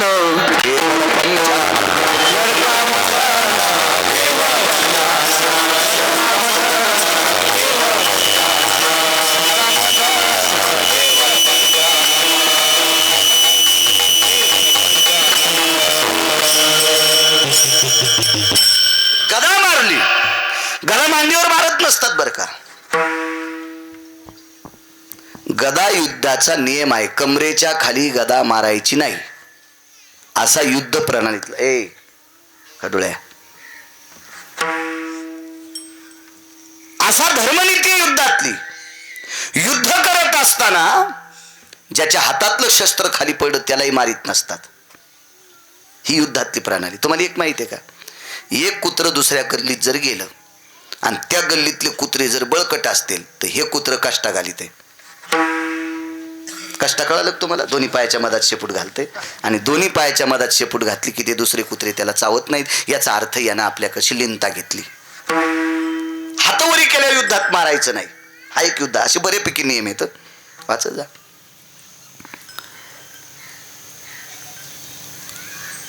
मग दुर्योधनाच्या मांडीवर गदा मारली. भीमानं बलराम दादाने आक्षेप घेतला, कृष्णा हे काम चुकीचं आहे. तर पंढरपुरातल्या मालकाकडं बलराम दादाला शांत करण्यासाठी बऱ्यापैकी वाक्य होते. म्हणजे दादा काय वाक चुकीचं आहे? अरे गदा युद्धातला मी प्रवीण आहे, कमरेच्या खाली गदा मारत नसतात, चुकीचं काम केलं भीमानं. ऐका ना म्हणे दादा, कमरेच्या खाली गदा मारित नसतात ही चूक आहे. मोठी भाऊजाई कशी असती? आई समान. मोठ्या भावाची भाऊजाई बायको कशी असती? आई समान. मग आई समान असणाऱ्या भाऊजाईला ज्यानं मांडीवर बसलं त्याची मांडी किती हरामखोर असती. काय बोलता आलं दादाला सांगा बरं? याच्याकरता गदा मारली, याच्याकरता गदा मारली. ऐका म्हणे दादा, आपली लेकरं जितके प्रिय आहेत तितके भावाची लेकरं प्रिय आहेत का नाही? युद्धात प्रेम नाही, युद्धात जो समोर आला तो टपकायचा. पण द्रौपदीचे 5 लेकरं झोपलेले असताना नालायक दुर्योधनानं सांगून अश्वत्थाम्याच्या हातानं झोपीत 5 लेकरं कापले. ही कुठं नीतिमत्ता होती? तुका म्हणे अंगी राखिली दुर्गंध अश्वत्थामावधी किंवा मारी पांडव पुत्र. हे युद्धाच्या प्रणालीत बसतंय का? हे युद्ध नाही, नीतीच्या प्रणालीत बसतंय काय? चुके चुके चुके चुके. याचे पुढचं सांगतो. किती हलकट दुर्योधन. द्रौपदी ज्या वेळेला देवदर्शन करता त्याच्या दारातून जात होती त्यावेळेला उपेक्षात्मक बुद्धीनं दुर्योधन तिला म्हणायचा, वहिनी निशी माझी कवना शिरतली सांगे द्रुपद बाळी रे, निशी माझी कवना शिरतली सांगे द्रुपद बाळी. मी खाली येऊन सांगितलं असतं पण महिला पुढे येतात. निशी माझी कवना शिरतली. 5 पती होते. उपेक्षात्मक बुद्धीनं हलकट बोलला. दुःख वाटलं बाईनं नवऱ्याला सांगितलं नाही, 5 पतीला एकाला नाही सांगितलं. तिनं सांगितलं जगाच्या बापाला, दादा मला राजकुमार असं म्हणतात. देव फार हुशार होता. देवानं सांगितलं. इतका नालायक आहे. मोठी भाऊजाई आई समान असताना तिला असले घाणेरडे शब्द वापरतोय. जा याच्यानंतर जर पुन्हा काही म्हणला तर असं म्हण, शेष पाताळी हुनी आला तो कवनाचे गिहीर गाला सांगे ओ मजला धृतराष्ट्र कुमारा. बोंबलत नाही, पुन्हा बोंबलत नाही. चरित्र वाचा, लक्षात येईल शेष काय येत होता. तर इतका नालायकपणा. असे बऱ्यापैकी प्रकरण आहेत. पण मला फक्त अभंगाचं कडवं पटवून द्यायचंय आपल्या वेळेत. त्याच्याकरता गदा मारली आणि दुर्योधन धारातीर्थी पडला. लालबुंद शरीर झालं. दुर्योधनाचं पार्थिव उचललं आणि अंत्यविधी झाला. गांधारीच्या कानावर वार्ता गेली.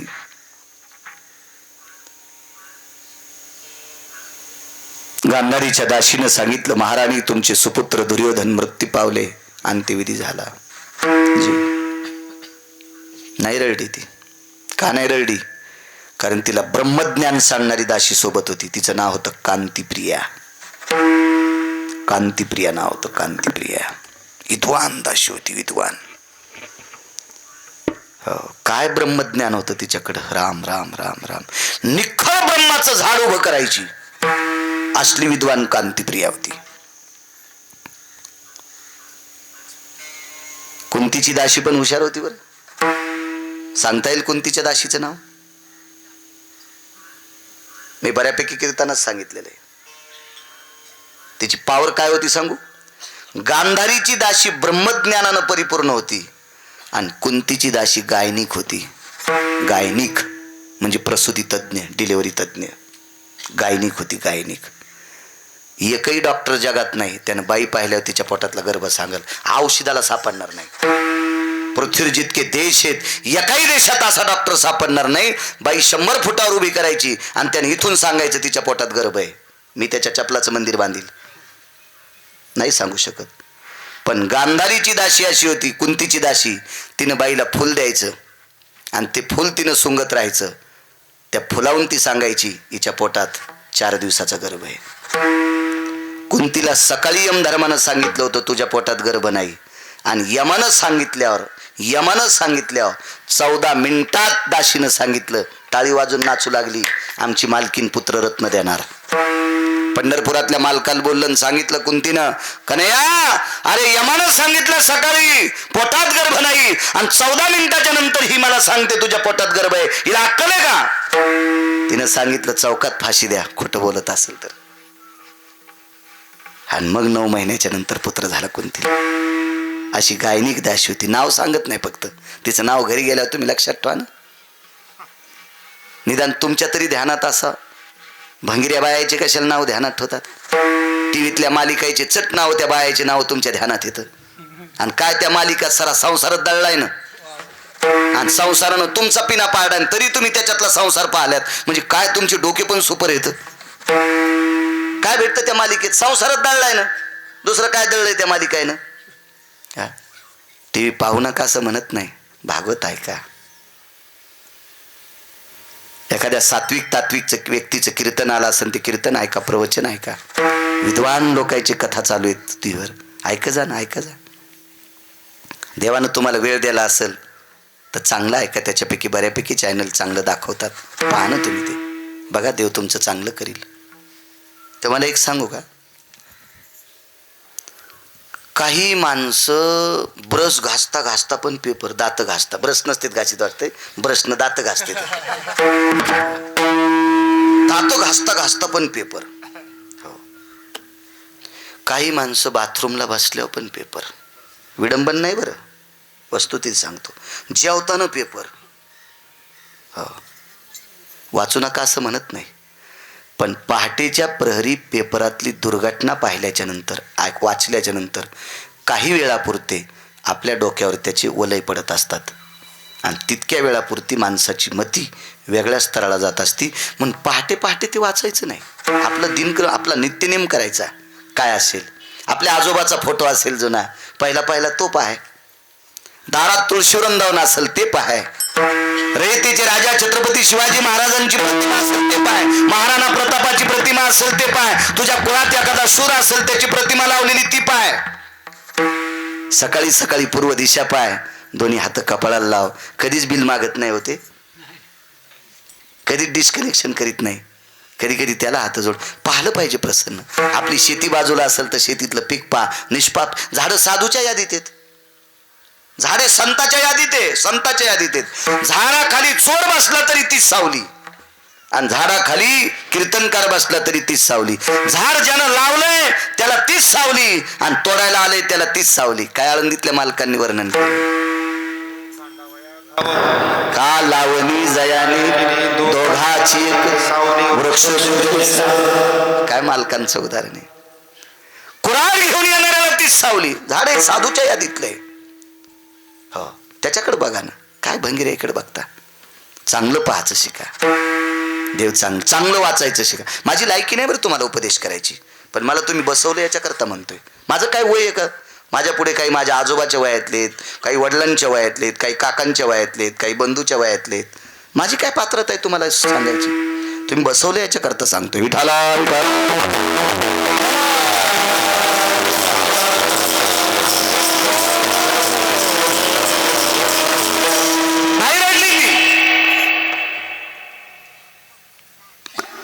सोबतची माणसं किती चांगली आहेत याच्यावर माणूस मोठा होत असतोय. सोबतची माणसं गाफील असले की माणसाला कधी बी झोपी देत. मग संगत चांगल्याची केली पाहिजे. जेवायला बसल्यावर दुरून फुटका असावा का चांगला? जेवायला बसले तुम्ही, दुरून फुटका असावा का चांगला? चांगला. फुटका दुरून असल्यावर चपाती येऊस तरच वरण गळून गेलं. फुटके दुरनं चपाती कोरडी खायला लावतेत. तसे भ्रष्ट झालेले मित्र आपलं जीवन मातीत घालू शकतात. संगतीचा परिणाम लय मोठा आहे. एका बरणीत तूप टाकलं आणि एका बरणीत मीठ टाकलं, जागा कुठं कुठं दोन्हीची. मिठाच्या बरणीची जागा कुठं असती? गॅसच्या वाट्यापाशी.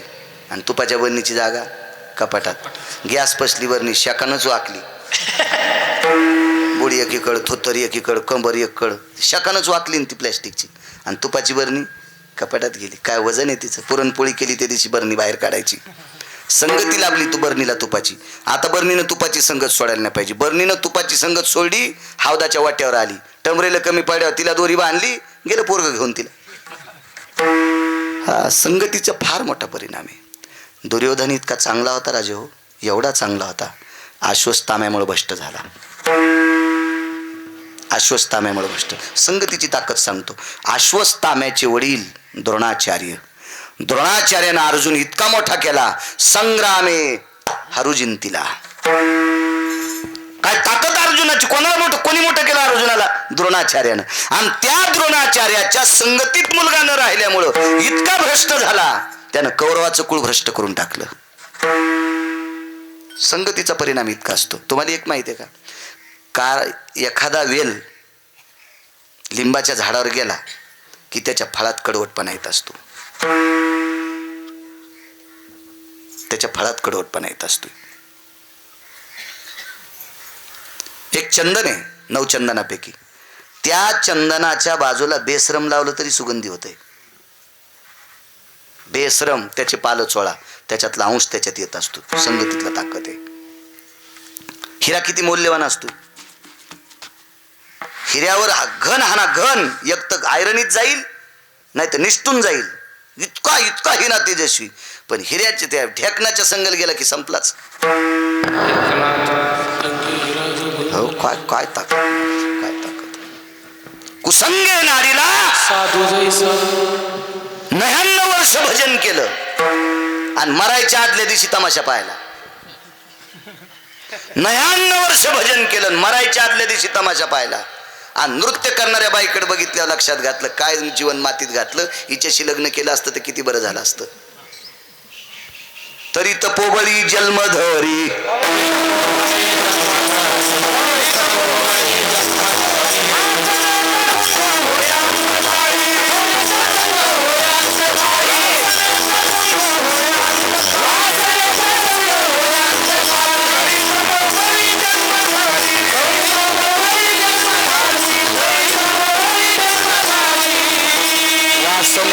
संघ 99 वर्ष भजन केला आणि मरायच्या आदल्या दिवशी चुकीचं काम केलं.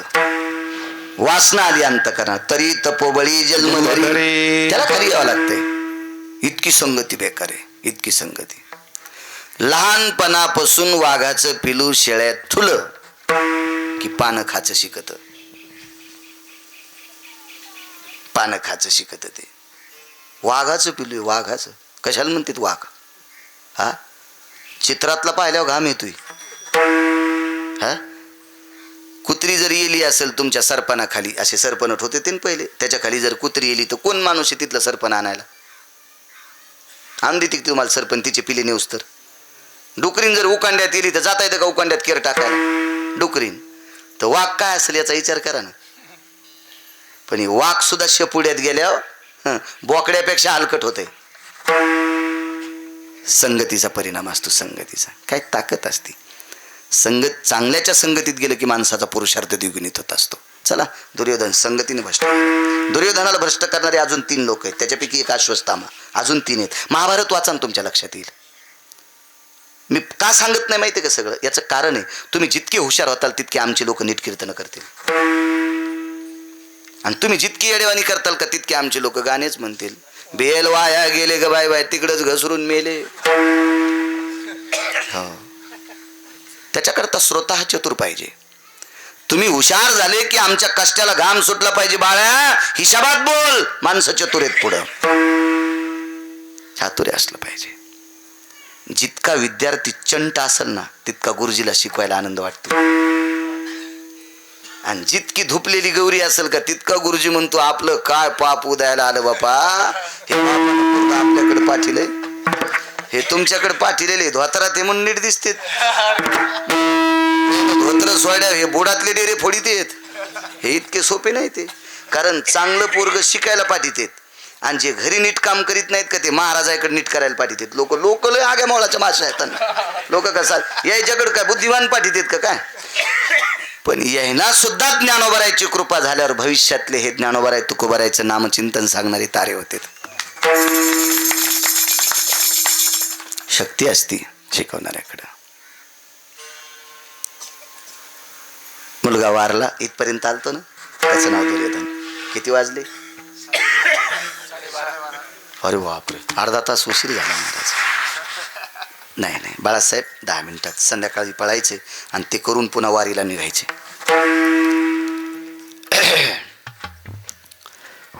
मशानात दुसऱ्या दिवशी अस्थि संचयाचा कार्यक्रम होता. पोचले तिथं. मशानात गेल्याच्या नंतर आश्मा काढा. आश्मा कळतो कशाला म्हणतात? आश्मा आश्मा सांगताय?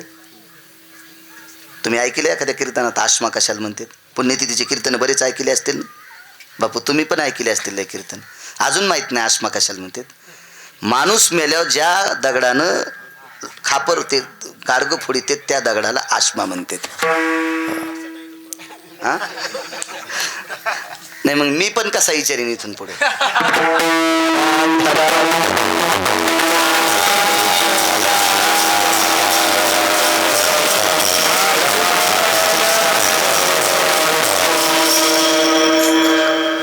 तो आश्मा वगैरे त्याच्यामध्ये अस्थि बांधित असतात. त्याच्यासोबत त्याला पांढऱ्या कपड्यात, कुठं कुठं लाल कपड्यात बांधायची पद्धत आहे. कपड्याला काव लावतात, त्याच्यात बांधतात. अस्थि सावरल्या, सगळ्या जणांनी अस्थीला हात लावला. शेवटचा पुरावा. बाई मांडी घालून मुलाच्या अस्थीजवळ बसली. गांधारी होती बाई. किती अधिकारी सांगू? हिनं पंढरपुरातल्या मालकाला शाप द्याला. तिचे 56 कोटी यादव मेले. पंढरपुरातल्या मालकाचे पोरं 56 कोटी. एकच वाचलं. एका सात्विक महाराजाचा प्रसाद खाल्ला. ते सुदामदेवाचा प्रसाद खाल्ल्यामुळं वज्र नावाचा मुलगा वाचला. बाकी सगळे मेले. कोणाचे पोरं? पंढरपुरातल्या मालकाचे. शाप कोणी द्याला? गांधारीनं. आपण द्यावर शाप कोणाला? कोणी मरतं आणि कोणी वाचत. काय ताकद आहे आपल्या शापात? बाईच्या वाणीत किती ताकद असेल? देवाचे पोरं मरावा तिने शाप दिला. इतकी बाईची पावर होती, एवढी पावर होती. तिने नुसतं डोळे उघडून पोराकडे पाहिलं तर सगळं अंग वज्राचं झालतं. याचं सगळं वज्राचं होणी म्हणून पंढरपुरातल्या नाटक केलं. तर मांडीपासून बेंबी पसतोर हार गुंडाळली होती. हार तितकंच राहिलं हाडा मासाचं. पोराला वज्राचं करायची ताकद, एवढी ताकद त्याच्यात होती. काय पायी असेल. बरेच पुरावेत पुढे असायला. बाईचं अंतकरण भरून आलं. मुलगा होता. सज्जनांनो, जगात सर्वात मोठं अतूट प्रेम करणारी जात कोणती असेल तर ती मायबापाची. तितकं नाही प्रेम करू शकत कोणी. एका कवीचं उदाहरण ऐकेल तर पुराणात ते फार दाखले सांगेल. एका बाईला देव भेटला. देव भेटल्याच्या नंतर देवानं तिला सांगितलं, माय तुला काय पाहिजे ते माग. देव जरी मज कधी भेटला. ती बाई, देव जरी मज कधी भेटला. देव जर मला कधी भेटला, जे हवंय ते माग म्हणाला तर एकच म्हणेन, माझ्या आयुष्यातले माझे काही दिवस माझ्या मुलाला देऊन टाक. हिला आई म्हणतात. सज्जनांनो, आदरणीय सुपेकर महाराज सांगायचे. आमच्या परिसरात सुप्प नावाचं गाव आहे. विजयानंद महाराज सुपेकर सांगतात. महाराज म्हणाले, आई जळत असताना आपल्याकडे पाणी टाकायची पद्धत असती मडकं फोडून. तर जळत्या चितेतून आवाज येत होता, दुरी सांडी बाळा वैशांवर बहुद्वाड रे. जाळी माझी काया तृणकाष्टा समान रे. बाळा लांबून पाणी टाक रे. गवतासारखं लाकडासारखं माझं शरीर जाळून टाकलंय. तुझ्या अंगात कपडे नाहीत. तुला अग्नी पोळल वर का. म्हणजे जळताना सुद्धा जिचं अंतकरण बोलते ती माय असते. एवढी मोठी शक्ती. एका बाईचं पोरग शेवटचे श्वास मोजते आणि ती बाई जगाच्या मालकाची बहीण आहे. तिनं पत्र लिहिण्यासाठी कागद काळा होता, शाही काळी होती. काळ्या कागदावर काळी शाही चालत नाही म्हणून 22.5 वर्षाचं पोरग झाल्या वक्षस्थळाला हात लावला. वात्सल्य जागं झालं. दुधाची धार पडली आणि त्या पांढऱ्या शुभ्र वात्सल्याच्या दुधाने पत्र लिहिलं, जगदानंद कंद जगतपती माझा हा अभिमन्यू वाचव रे. उत्तरेच्या सुभद्रेच्या हृदय कमळातून दूध आलं. 22.5 वर्षाचं पोरग झाल्यावर तिला आई म्हणते, तिला माय म्हणते, माय म्हणते. एका बाईला 2 जुळ्या मुली, दोन्हीचे लग्न झाले. दोन्हीला एक लेकरू झालं आणि एक मृत्यू पावली. तिचा लेकरू लहान होतं, 7 महिन्याचं. रडू लागलं. सगळ्यांनी वाटेल ते प्रयत्न केला, पण पोरग आई आई म्हणून रडत होतं. तेवढ्यात मावशी आली. मावशीकडे पोरग दिलं. मावशीच्या चेहऱ्याकडे 1-2 बाऱ्या पाहिलं आणि पोरानं पुन्हा रडायला सुरुवात केली.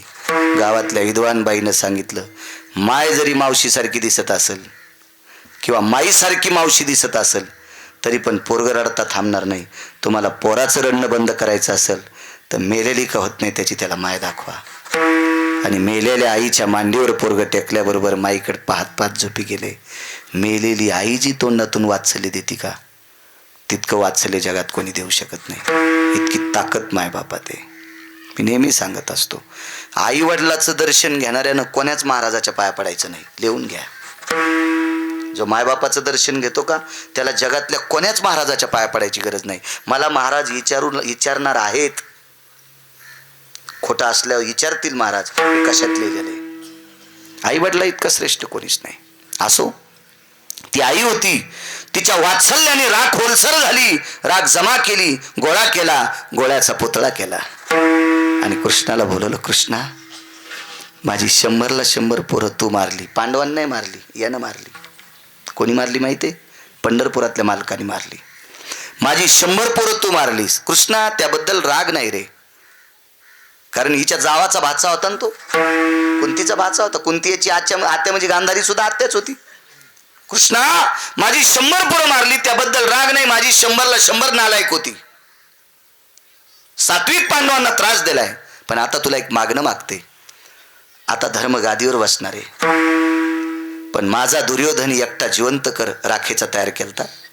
हा दुर्योधन गादीवर बसणार नाही, धर्माच्या डोक्यावर छत्री धरील. छत्री धरील, छत्री धरील. भगवंतानं असं इकडे तिकडे पाहिलं. 2 साधून नकार दिला, नकार दिला, नकार दिला, नकार दिला. का? नालायक माणसं नालायकच असतात. ते पुन्हा उपद्रव करतील याच्याकरता राहू द्या. सर्पाला किती दूध पाजा, फणा हाणतच. तुम्हाला माहिती का, एक प्रमाण असू दे बापू, आता पाठी द्यायला. कुत्र्याला सोन्याच्या पालखीत बशिलं, कुत्र्याला. मग पालखीचा भुरका सारून माणसं पाहायला गेली तर ते तोंड चाटू लागलं. आणि जे जवळ आले नाही का त्याला भुकू लागलं. स्वान शिबिके त्याचे भुंकणे न राहे उगले. मालकाचा पुरावा आहे. कुत्र सोन्याच्या पालखीत जरी बसलं तर भुकतच असते. नालायक कुठेही टेका, ते नालायक नालायकच असतात. हा नंतर पुन्हा राज्याला उपद्रव करील याच्याकरता नकोय. भगवंतानं निर्णय सांगितला, आईसाहेब मी वनवासातून परत गेल्या मागच्या अवतारात माझ्या बाबाची राख मी शरयूमध्ये स्वतः विस्तीर्ण केली. मला राखेचे दशरथ राजा करता आले नाही, मला याचे कसे करता येतील. तिनं पुतळा घरी नेत होती, घरी नेत होती, घरी नेत होती. एका विद्वान व्यक्तीनं सांगितलं, गांधारी तू पतिव्रत आहेस, पण मेलेल्या माणसाची राख आता घरी नेता येत नाही, ती मसनवाट्यात ठेवा लागती. लक्ष्याला ठाव स्मशानीचा